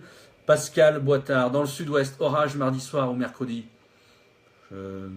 Près des Pyrénées, ouais, mais en plaine, j'y crois pas trop. On l'a dit. Mardi soir, près des Pyrénées. Mercredi. Ça dépend où vous habitez. Ça dépend où vous habitez. Ouais, je disais, ça dépend où vous habitez, Pascal. Hein. Si vous habitez près des Pyrénées, avec par effet de débordement, mercredi soir, pourquoi pas un petit orage. Et encore, ça sera des orages isolés. Donc encore une fois, un secteur peut être touché et vous pouvez rester au sec. Faut le savoir. Hein. Si vous êtes quand même dans une plaine assez éloignée des Pyrénées, ne rêvez pas trop. Je pense que les orages, ça sera compliqué. Je continue sur les commentaires. Axel, alors je ne sais pas de quoi on parlait. Ah oui, surtout en basse vallée du Rhône et dans l'intérieur de la Provence. GFS pète les plombs, lol, on verra, mais ça mériterait une vigilance. Ouais, bon. GFS c'est un modèle parmi d'autres, quoi. Donc bon, après, il faut voir, il faut prendre une globalité des modèles et voir plusieurs modèles, les ensembles, les recouper, voir un peu. Chacun a ses paramètres bien spécifiques. Arpège a tendance à surestimer un peu. GFS est parfois bon, parfois dans d'autres choses, il est moins bon sur les températures.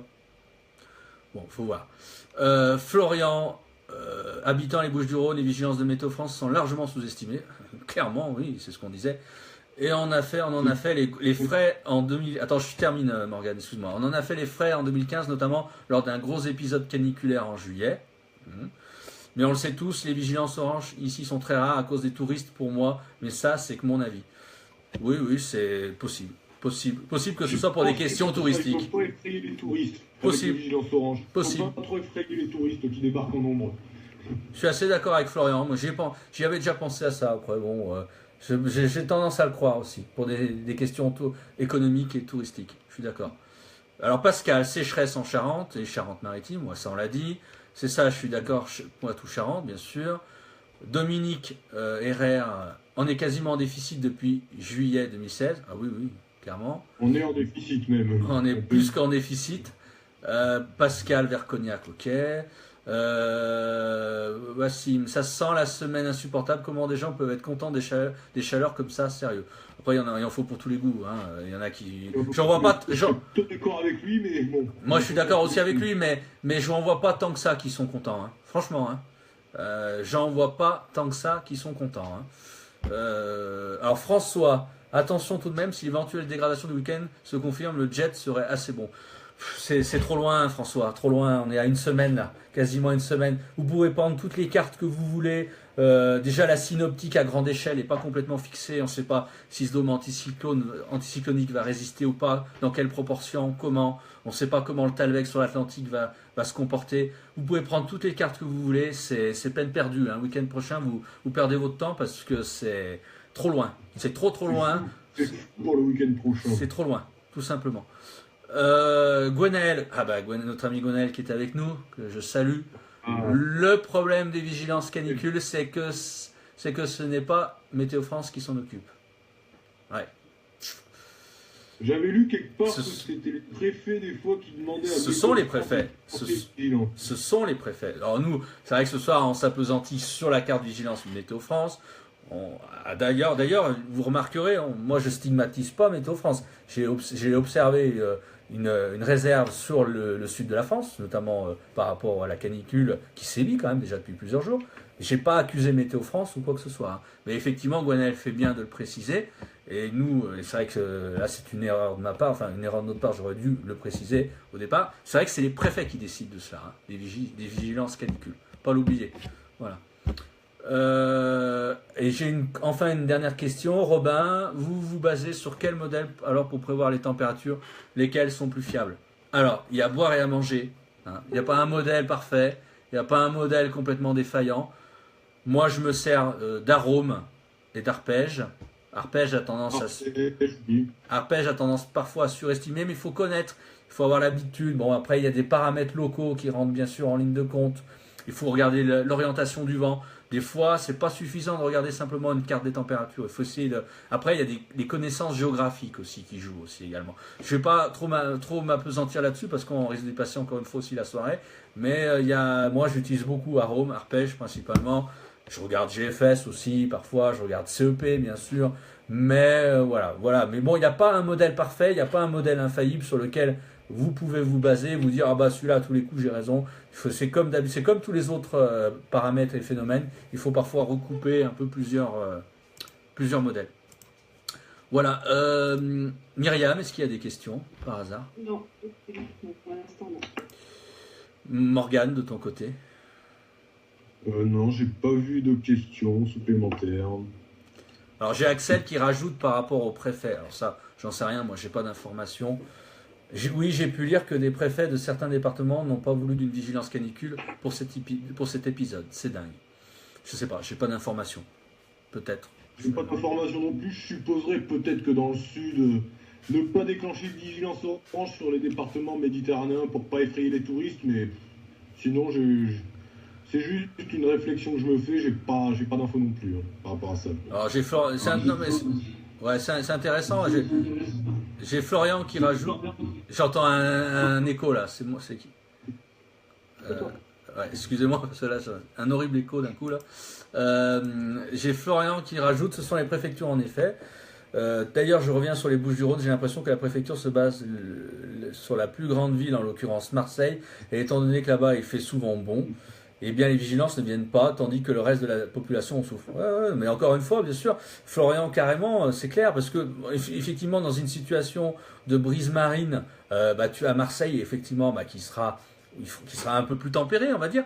Mais après, quand tu montes vers le nord du département, quand tu vas à l'extrême limite d'Avignon, tu vas dans des secteurs, dans les terres, tu vas vers Château-Renard, où tu descends après vers Salon de Provence et tout. C'est des secteurs où il fait beaucoup plus chaud. Et donc, effectivement, en se basant sur Marseille, oui, il peut arriver ce qui arrive, c'est-à-dire pas de vigilance orange, quoi, clairement. Hein. Je suis assez d'accord. Pas de vigilance orange, parce qu'il peut faire plus frais sur le littoral avec les brises marines.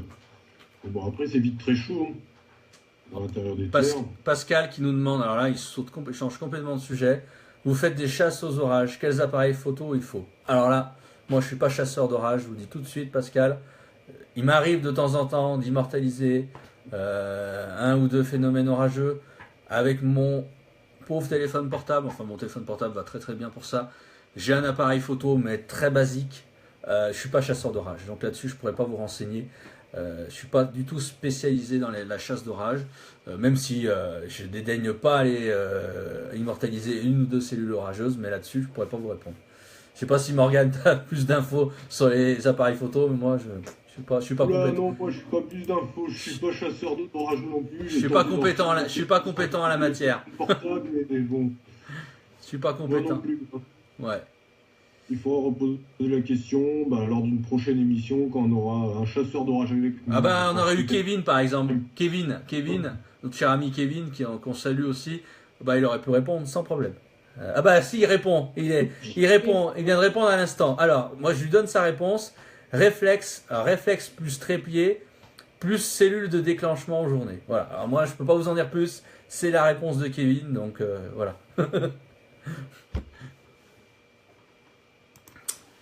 Donc voilà, c'était un peu ce que je voulais vous dire. Alors, dernier sujet qu'on peut peut-être aborder ensemble.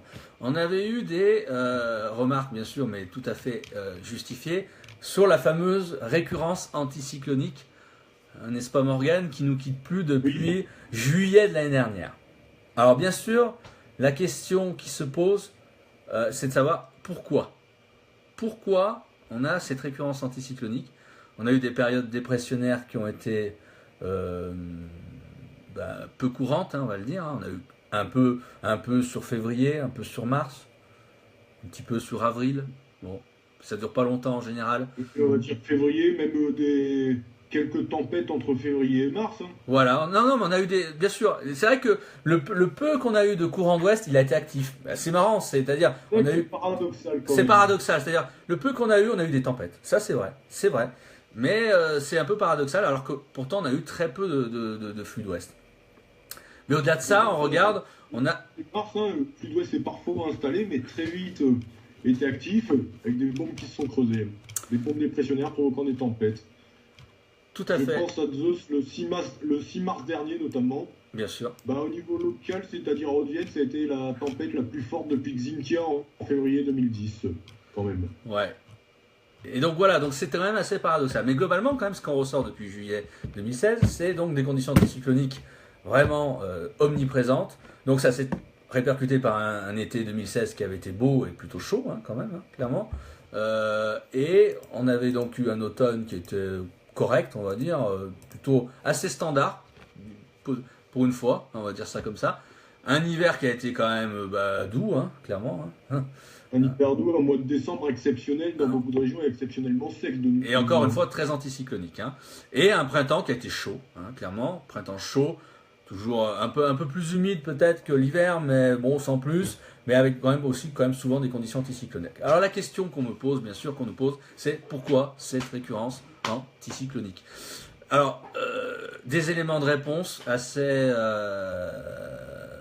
parcellaires, on va dire ça comme ça. Parce que bon, bien sûr, il y a à boire et à manger, comme on dit. On ne peut pas expliquer une situation simplement à travers un paramètre. Il y a certainement différents paramètres qui interviennent. Est-ce que Myriam, tu peux diffuser à l'écran une image que je t'ai transmise tout à l'heure, sachant que moi aussi je voudrais la transmettre sur l'écran d'Extrême Météo, où tu vois la convection sur la zone intertropicale. Ça te parle? La carte bleue. Oui, la carte bleue, tu peux l'appeler comme ça. Ouais. C'est qu'on utilise pour payer. C'est plus facile. C'est bon, elle est visible? C'est bon, elle est visible. Alors, ce matin, c'est intéressant. Ce matin, on se faisait une réflexion et j'étais pas le seul à me la faire. C'est surtout parce que, alors, on parlait d'info météo en Belgique tout à l'heure. Donc, vous avez info météo en Belgique. Alors, on communique forcément un petit peu entre nous. Et info météo m'envoie cette carte ce matin en me disant, bon, on n'est pas sorti de l'auberge. Alors, si je vous dis on n'est pas sorti de l'auberge, ça va pas vous parler, ça va pas vous dire grand chose. Eh bien, je vais vous expliquer pourquoi possiblement on n'est pas sorti de l'auberge. Vous avez, alors la carte est pas hyper, vous avez la France ici, vous voyez, vous avez le continent africain, vous avez bien sûr l'Atlantique, et là vous avez la convection en numéro 6, 5, 4, 3, 2, 1. Donc c'est la convection de la zone intertropicale. Donc qui peut possiblement former après, à partir de la période estivale et en automne, des cyclones tropicaux sur l'Atlantique. Donc zone intertropicale, avec donc la convection, donc qui se matérialise par des grosses boules, vous voyez ici, c'est des boules, des orages, tout simplement. Et donc cette zone intertropicale et cette convection est très très active actuellement. Elle l'est déjà depuis un moment. Et donc très active actuellement. Et nous, 6, 5, 4, 3, 2, 1, mais je ne vais pas rentrer dans le détail, c'est ce qu'on appelle un train d'onde. Et le train d'onde, actuellement, c'est ce qu'on se disait ce matin, il est très favorable actuellement au fait de constituer, de renforcer une cellule anticyclonique très importante et très forte sur les Açores. Mais c'est ce qu'on appelle, si vous voulez, la ceinture anticyclonique subtropicale. C'est-à-dire que sur tout ce secteur-là, on a une ceinture anticyclonique subtropicale très très importante. Alors là, bon, vous pouvez vous dire, ah bah non, sur l'Espagne, il y a quelque chose ici. Mais là, il suffit qu'on ait un peu de convection, un peu une dépression thermique, ce qu'on appelle sur l'Espagne, on peut avoir quelques orages. Mais globalement, voilà, on a des anticyclones très forts sur les Açores, on le voit actuellement, et qui remontent bien sûr sur l'Europe de l'Ouest, et qui remontent sous forme d'un afflux de haut géopotentiel ici. Hein. Alors pourquoi des anticyclones aussi forts ? Je ne vais pas rentrer dans les questions trop techniques, parce qu'après, il faut avoir vraiment des connaissances vraiment scientifiques, mais je ne veux pas vous saouler, excusez-moi du terme, avec ça. C'est-à-dire qu'à partir de là, ici, sur ces secteurs-là, on a ce qu'on appelle en altitude de la divergence. Et donc la divergence est favorable à ce qu'on appelle, nous, la convection. Donc la divergence, voilà, donc ça permet cette convection, et ça permet donc l'organisation de systèmes, et possiblement tropicaux, de systèmes dépressionnaires. Mais par effet de ce qu'on appelle de la pompe à vélo, nous, donc on a une compression derrière qui s'effectue notamment au nord de cette position-là, et donc par effet de la pompe à vélo, du système de la pompe à vélo, et par compression, on a ce qu'on appelle ici un effet de convergence après au nord de la position. Donc on a de la convergence qui s'établit en altitude sur les Açores, notamment. Là, on arrive vite sur les Açores, hein, au large du Maroc, vers les Açores et tout. Donc ça forme ce qu'on appelle, nous, des anticyclones. Et donc, en fait, cette activité, pour vous la faire un peu plus grossièrement, cette activité convective et cette activité cyclonique, on va dire, elle, en étant très forte ici, elle renforce en fait l'anticyclone et tout ce qui est donc la ceinture anticyclonique subtropicale. Voilà, donc voilà la raison.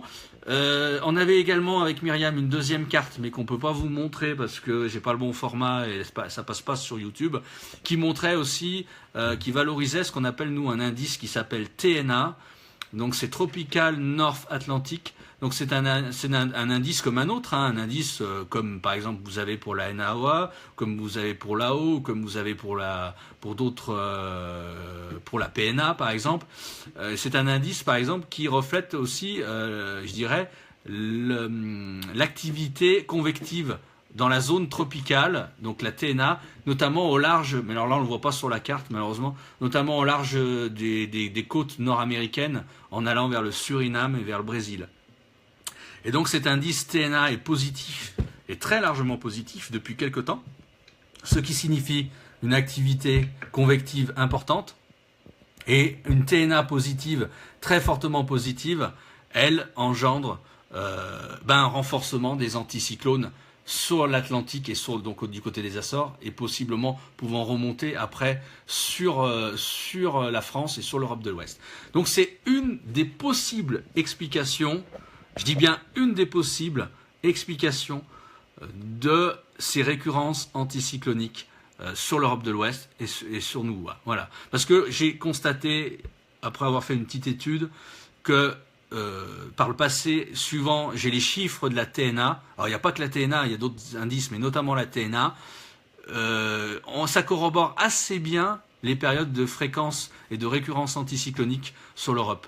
Quand on a une TNA plus assez importante, on a vraiment, je dirais, souvent quand même des récurrences anticycloniques sur l'Europe. Quand on a des TNA moins, on voit que quand même, on a tendance à avoir une activité dépressionnaire un peu plus importante. Alors, c'est pas du 100%, encore une fois, c'est à nuancer. Ce que je vous dis, c'est pas à prendre pour argent comptant. Il y a d'autres paramètres qu'on ignore certainement, que j'ignore certainement. Il n'y a pas que la TNA, il y a aussi ce qui intervient également aux plus hautes latitudes également. Il y a également ce qu'on appelle la MJO, notamment en hiver. Alors la MJO, c'est l'oscillation de Madden-Julian, qui constitue des trains d'ondes sur l'Atlantique, et qui modifie également les changements, les régimes de temps. Donc attention, hein, voilà, c'est pas non plus à prendre pour argent comptant, mais c'est une explication, une tentative d'explication peut-être de ces conditions anticycloniques. Donc voilà un petit peu ce que je voulais vous dire. Pour terminer un peu, parce que moi, voilà, maintenant, au-delà de ça, il est déjà 22h32, je pense que j'ai à peu près fait le tour. Je vais quand même voir s'il y a des questions. Dernier point de question. Alors attendez, parce que j'ai encore une fois la moitié des questions qui... Maintenant, au-delà de ça... Bon, vous m'entendez derrière, excusez-moi, je coupe parce que j'essaye de reprendre les questions. Alors j'essaye de voir si j'ai pas d'autres questions derrière. Non, j'ai pas l'impression d'avoir d'autres questions.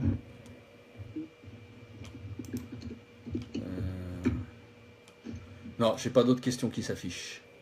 Est-ce que Morgane, tu as des questions? D'autres questions qui Pas de s'affichent? questions sur Métaux-Limoges de Vienne. Myriam? Non plus.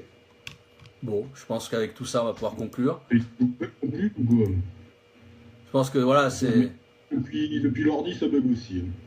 Ouais, j'essaye de... Parce que là, j'ai un bug aussi, donc je suis pas convaincu qu'il y ait réellement pas de questions, parce que ça me semble un peu bizarre, là, d'un seul coup, j'ai plus rien qui s'affiche. Donc excusez-moi, je réessaye encore, parce que bon, c'est un peu dommage si on vous quitte et qu'on n'a pas vu les dernières questions.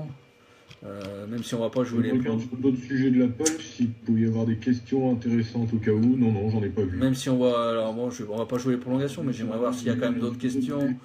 Non, mais Axel, où ça? Axel, Axel, ouais. C'est certainement une casse-tête, cette récurrence anticyclone serait en effet un du réchauffement climatique. La question que je me pose, ça perdure globalement depuis quelques années, malgré quelques années un peu pluvieuses. Ouais, oh, c'est compliqué, hein. Oui, c'est un casse-tête, effectivement. Serait-ce un effet du réchauffement climatique? Ben, c'est la question qu'on se pose, justement. Alors, je ne l'ai pas abordé, parce que là, est-ce que c'est du domaine, est-ce que c'est ce qu'on appelle du structurel, dans le temps, ou est-ce que c'est du conjoncturel? Voilà, c'est la question qu'on se pose, c'est la question que je me pose. Et donc, on voit que, bon, pour l'instant, c'est pas possible de répondre à cette question, parce que dans la mesure où on n'a pas assez de recul. On n'a pas assez de recul. Est-ce que c'est un effet du réchauffement climatique? Je ne sais pas. Après, le réchauffement climatique donne le sentiment, à travers certaines modélisations, de voir, nous, ce qu'on appelle... faudrait que je puisse vous le représenter sur l'écran, mais là, j'ai pas ce qu'il faut. On voit ce qu'on appelle, au niveau de la zone intertropicale, l'élargissement, nous, ce qu'on appelle de la cellule de Hadley. Donc, ça correspond plus ou moins à la zone de convection que je vous ai montré, hein, qui part de l'Afrique jusqu'à l'Atlantique, à travers des cyclones, à travers des phénomènes orageux.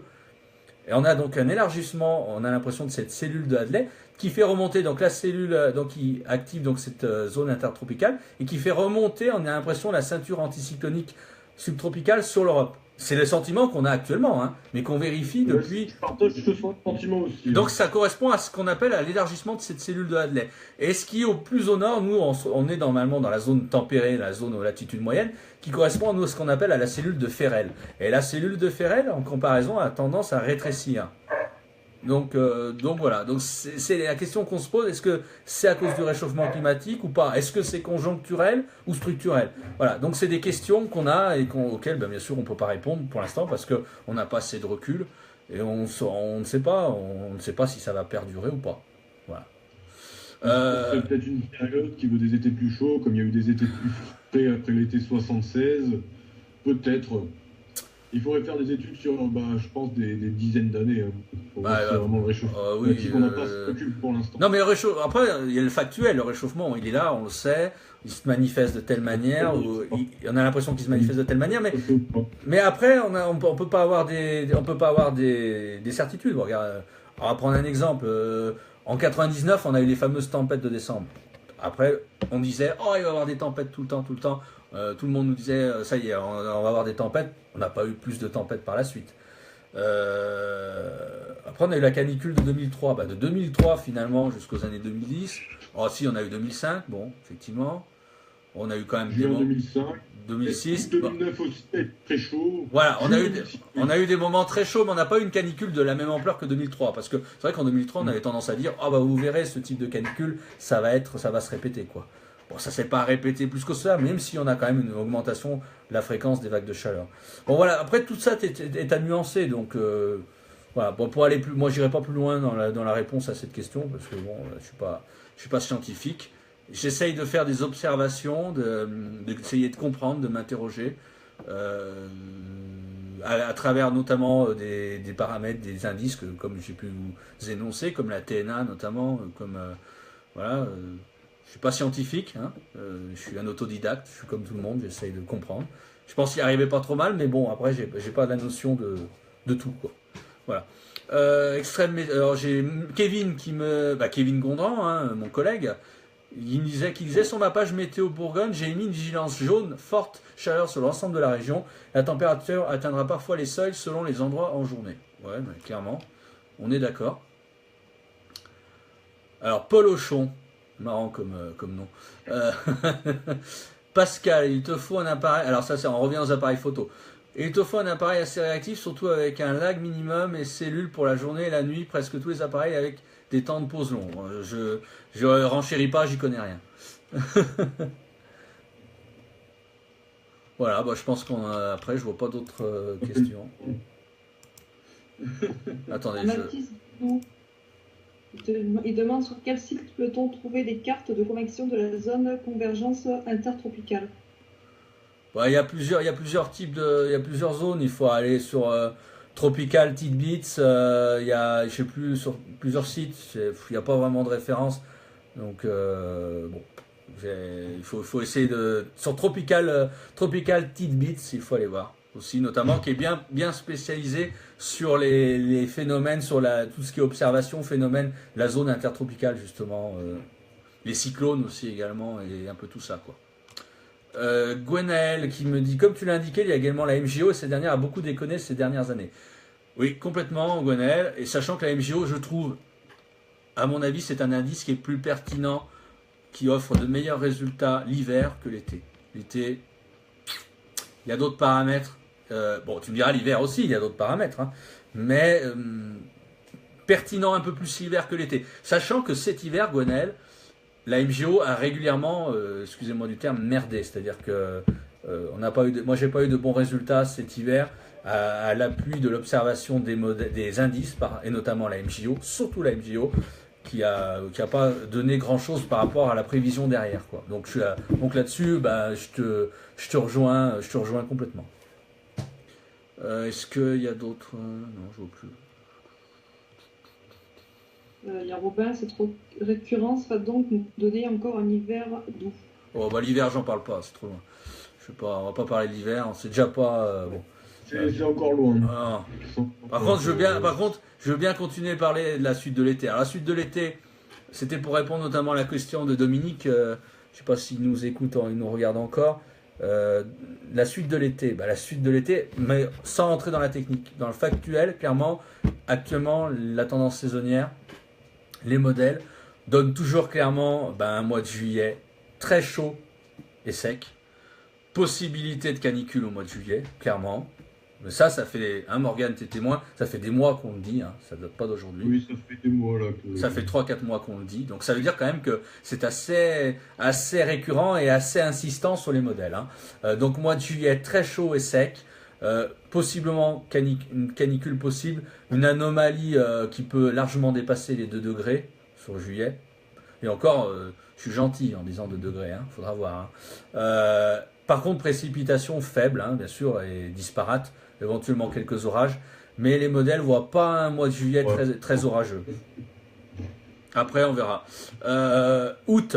Alors, août, ça peut éventuellement, si on s'en tient au modèle. Encore une fois, les modèles ne voient pas tout. Ça pourrait évoluer un tout petit peu. Alors, le mois d'août, à mon avis, pourrait être chaud, encore une fois, à degré moins que le mois de juillet, mais un peu plus orageux. Un peu plus orageux, notamment sur l'axe sud-ouest-nord-est, le fameux axe sud-ouest-nord-est. Un peu éventuellement plus de perturbations vers le nord-ouest. Par contre, sud-est, toujours très beau, très chaud. Donc voilà, c'est un peu la tendance pour le mois d'août. Faudra voir. Mais bon, globalement, notre tendance d'un été très chaud, elle ne change pas, hein, clairement. Elle est là. Avec une sécheresse quand même persistante. Et s'accentuant, notamment sur le mois de juillet. Surtout accentué par la chaleur, probablement. La chaleur, et puis le manque de... Puis il y a une végétation de surface, enfin, qui va cramer, quoi, hein, clairement, hein, qui risque de cramer. Donc, peu d'évapotranspiration, peu de... Non, ça va être... c'est le risque. Là, pour l'instant, si on s'en tient à ce qu'on voit, on y va droit. Mais bon, après, peut-être que dans 15 jours... l'atmosphère va nous réserver une surprise avec un changement de régime complet, on ne peut pas l'exclure. Moi, je vous dis, ce soir, on vous dit simplement juste ce qui est le plus probable. Voilà. Donc le plus probable, et pas, bien sûr, pas certain, tout simplement. De toute façon, même en prévision, en tendance météo, on reste nuancé, on parle au conditionnel. Alors, surtout une tendance saisonnière, hein, qui plus est, quoi. Hein. Ah oui, encore plus. Voilà.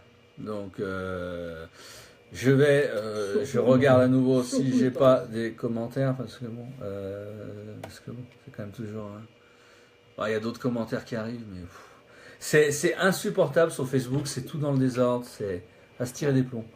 Les commentaires. Je suis navré là. Si je passe à côté de certains commentaires, c'est pas de mon fait. Je m'en excuse parce que franchement, c'est à se tirer des plombs parce que c'est n'importe quoi. Moi, je m'y retrouve plus là dans les commentaires. Alors je vois certains commentaires qui apparaissent que je voyais pas avant. Alors j'ai Florian qui nous dit si je peux donner mon avis, j'ai comme une impression que depuis 2014 la France est largement dominée par les champs de haute pression. Bah oui, c'est moins qu'on puisse dire. Les dégradations atlantiques ne défient plus comme avant. Oui. Elles ne donnent plus les quantités nécessaires pour vaincre la sécheresse. Beaucoup plus de sang qu'avant. Si ça continue comme ça, l'avenir de la France aura un climat de l'Afrique du Nord. En tout cas, merci pour ton point de vue. Ouais, c'est si on s'appuie à ce qu'on voit en ce moment, oui, on peut avoir cette crainte, effectivement. Après, encore une fois, ça reste à savoir si c'est du structurel. Après, reste à savoir si c'est du structurel ou du conjoncturel. Ça, c'est la question. Robin, comme peux-tu nous faire un cours magistral sur comment se forme un orage? Je t'explique vachement bien. Non, pas ce soir. On va arrêter là. Si je commence à rentrer là-dessus. Désolé Robin, mais une autre fois si tu veux, mais pas là. 22h44, on va pas pousser quoi. Cyril, pas forcément. Alors Cyril, c'est chasseur d'orage, donc très super photographe. Hein. Voilà, donc ça c'est pas mon domaine. Pas forcément besoin de cellules de déclenchement en journée pour les photos d'orage, j'en ai pas. Et vous pouvez aller voir mes clichés. Ouais, c'est pas faux. Même si j'y connais rien, mais Cyril, c'est vrai qu'il fait 100. Il me semblait que Cyril faisait 100 cellules de déclenchement, effectivement. François, comme beaucoup de chasseurs d'orage, j'attends que la situation du 25 mai 2009 se répète. Ouais, mais bon, ça, il y a des 25 mai 2009, il n'y en a pas tous les jours. Dominique. Ah bah Dominique était là. Très bien, il nous a suivis jusqu'au bout. Donc vers juillet, août, chaud. Ouais, bah oui. Tout à fait. Ouais. Moi, je pense que là. Surtout juillet. Si on allait vers la fraîcheur, ça me surprendrait, hein, mais bon. Après, on sait jamais. Hein. Voilà, bah moi je pense avoir fait le tour. On a fait une émission quand même, malgré les débuts un peu difficiles avec les problèmes techniques, on a fait une émission quand même très condensée à mon avis, hein, 1h45, très complète. Je pense qu'on peut difficilement faire plus complet là. On a bien répondu à vos questions, donc je sais pas Morgane s'il y a des questions de ton côté, peut-être pas. Non, sur Météo Limoges Haute-Vienne, les internautes n'ont pas posé de questions. Bon. Après, alors attention. Je suis vu en même temps sur Extrême Météo. Alors attention, Météo Limoges Haute-Vienne, c'est la page, j'en fais un peu la publicité sur Facebook, la page de Morgane, donc page de prévision, voilà, pour Limoges et la Haute-Vienne, comme elle dit si bien son tour. Prévision locale. Donc c'est élargie sur le Limousin plus généralement. Voilà. Et donc c'est une page plutôt grand public, donc éventuellement peut-être ça explique aussi que comme on est rentré un peu dans la technique, ça explique peut-être le fait aussi qu'il y ait moins de questions. Ça serait un peu logique, alors que la page Extrême Météo se veut un peu plus. Ouais, ça va un peu plus technique, ça peut être des pages complémentaires. Ouais, c'est complètement complémentaire. La page Extrême Météo est plus technique, effectivement. Bon, même si on aborde aussi des sujets basiques, évidemment, mais on essaye d'amener sur Extrême Météo, enfin sans prétention, une plus-value en termes d'explication, en termes de. Ça veut pas dire que les autres. Comme toi ou d'autres ont pu le remarquer sur ma page météo, j'annonce le temps qu'il va faire en donnant quelques détails sans trop rentrer dans les explications techniques. Oui, mais c'est. Après, ils recherchent le temps qu'il fera pour leur week-end, pour leur pratique, pour un mariage à un moment donné ou quoi. Bien sûr, mais il en faut pour tous les. Il en faut pour tous les goûts. Hein. Après, on fait aussi ce type d'émission comme ce soir, évidemment. Alors, on peut pas en faire couramment. Alors déjà, j'espère qu'elle vous aura intéressé. On essaye aussi d'être un peu de vulgariser un maximum, c'est pas facile, mais on essaye d'amener une plus-value par rapport à ce que vous pouvez entendre à droite à gauche, sachant qu'on n'est pas des professionnels. Je ne suis pas un professionnel. Je ne vis pas de la météo, j'ai un métier à côté, mais bon, je suis passionné. Comptable. Voilà, je suis passionné de météo depuis l'âge de 5 ans. J'ai beaucoup emmagasiné de connaissances à travers la lecture, à travers les sites internet, à travers de la curiosité, à travers de l'observation, bien sûr, des phénomènes. Et voilà, tout simplement. Donc, j'ai appris tout. J'ai appris parce que quand on est passionné par quelque chose, on arrive à dépasser, je dirais, à tout dépasser pour la passion, quoi. On arrive à un stade de connaissance assez.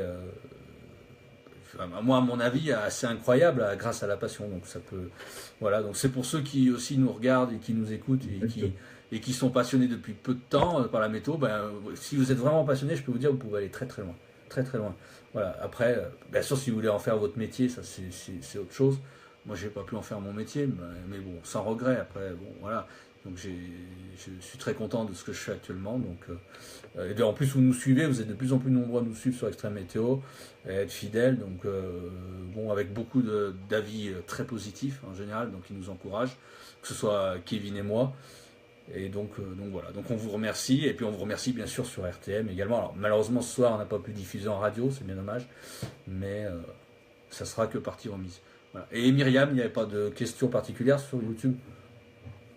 Non, j'ai juste Strom 151 qui me dit comme ça, l'iceberg le plus grand du monde serait sur le point de se détacher de l'Antarctique. Ouais, bah oui, oui, bah oui. Surtout que l'Antarctique a été aussi, bah, bien sûr, au même titre que l'Arctique, a été très touché par une baisse de la superficie des glaces, quoi, hein, clairement. Donc, ce qui touche l'Arctique touche également l'Antarctique. Donc, forcément, là, on est en plein dans le réchauffement climatique. Et on voit qu'on a même cet hiver, enfin, c'est depuis cet hiver, même franchi un. Alors là, j'ai pas le graphique là à l'image, mais on a même franchi un niveau à ce niveau-là, quoi. Donc, on verra, mais oui, mais c'est effectivement à craindre, malheureusement, à craindre. Qu'est-ce que voilà, bon, je pense qu'on a fait le tour. Vous êtes encore un peu nombreux à nous suivre. Bon, on a fait le tour là, donc c'est un peu. Je vais voir s'il y a quand même une dernière fois s'il y a des questions. Après, on finira par couper. J'ai regardé sur Météo Limoges le billet. Je regarde sur Extrême, parce que bon. Alors bon, je vais quand même essayer de voir. J'ai regardé sur Météo Limoges.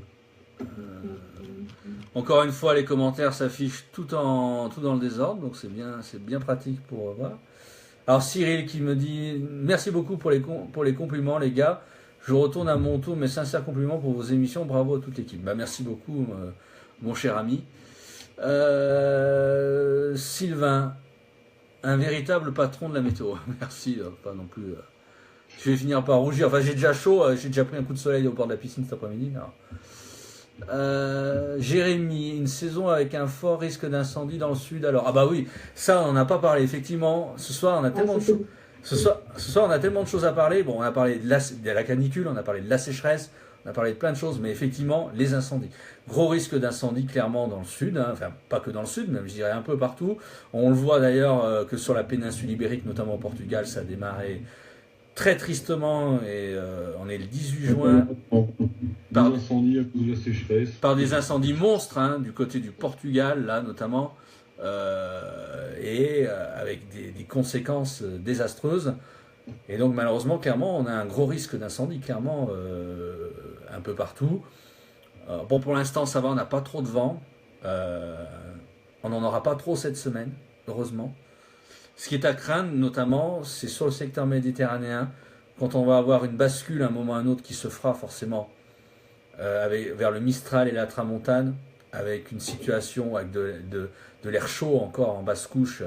Parce que souvent, au bord de la Méditerranée, enfin, notamment en basse vallée du Rhône, notamment, mais même dans l'arrière-pays, quand on va vers l'Hérault, le Gard, ce qui se passe, c'est qu'il fait ça souvent plus chaud, beaucoup plus chaud, dans des situations de vent de terre, notamment Mistral, Tramontane, parce que là, on a des basses couches qui sont surchauffées, et c'est là que les températures sont souvent très très chaudes. Ça a été le cas cette semaine, où il y a eu 1 ou 2 jours avec un peu du vent de terre plutôt.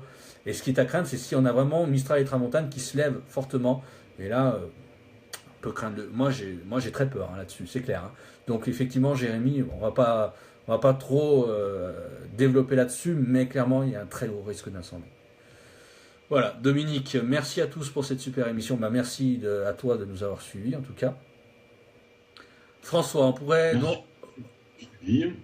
François, on pourrait donc avoir une fin d'été orageuse et un automne orageux. Automne, moi je parlerai pas de l'automne. Hein. L'automne, ouais, non, j'en parlerai pas trop. Non, pas trop. Tendance de dire, l'automne, le début de l'automne pourrait être encore sec et relativement chaud. Ouais, septembre sec et relativement chaud, je confirme. Mais une fois qu'on a dit ça, on a tout dit. On a tout dit. Après, je regarde. Non, je pense que on va arriver au bout. On va arriver au bout des commentaires. Voilà. Bah écoutez, sur ce, nous on va prendre congé. On va vous souhaiter une très bonne soirée, une bonne nuit, une bonne semaine, encore une fois. Bon courage pour le travail, parce que ça va être difficile cette semaine. Et notamment, un peu pour tout le monde, hein. Pour ceux qui travaillent dehors, notamment. Pour ceux qui sont dans les bureaux. Dehors quand même. Parce que bon, ceux qui sont. Climatisation. Ouais, attends, tout le monde n'a pas la climatisation, donc c'est surtout ça, quoi. Donc déjà au bureau, pas, par exemple. Donc comment tu voilà. Alors une pensée aussi pour les étudiants hein, qui ont des examens. Là-dessus, a aussi un petit coup de gueule, parce qu'en France, on se veut un pays développé. Moi, je suis quand même assez atterré du fait qu'on a des étudiants qui passent des examens dans des conditions souvent pas possibles, où on a l'impression d'être un pays avec, je sais pas, 30 ans de retard, quoi.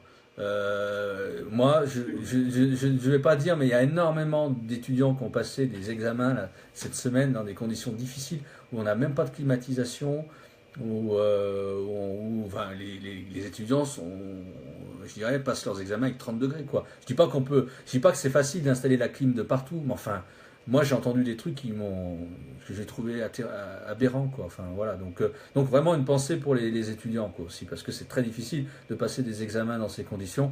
Quand on est sur sa feuille, on sue, il fait 30-35 degrés, 30 degrés dans les bâtiments, c'est compliqué. Donc voilà. C'est pas évident de réfléchir pendant les examens là, pour bien les gérer. Il y a le stress et la chaleur, ça arrange rien.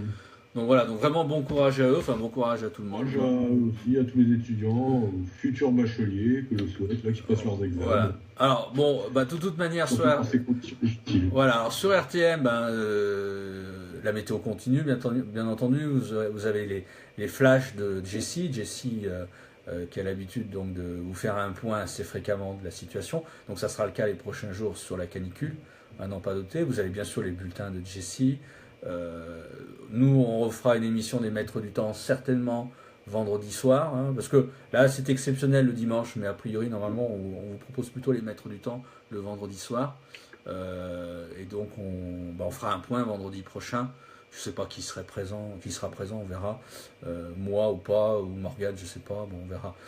En toute manière, il y aura certainement une émission vendredi prochain, et puis on fera un point et on vous dira ce qu'il en est, quoi, tout simplement. Voilà. Donc, merci à toi, Myriam, aussi pour la technique. Merci, Myriam. De rien. Voilà. Je voulais quand même souhaiter au moins une bonne fête des papas à tout le monde. Aussi, on a oublié. Oui, bonne fête aux papas. Voilà. Une bonne fête des pères, tout à fait. Donc, voilà. Donc, sur ce, moi, j'ai tout dit. Donc, on vous souhaite une bonne soirée, bonne semaine. Bon courage, encore une fois. Et on vous dit à très bientôt. Merci. Bonne soirée, bonne nuit. Et merci à toutes et à tous.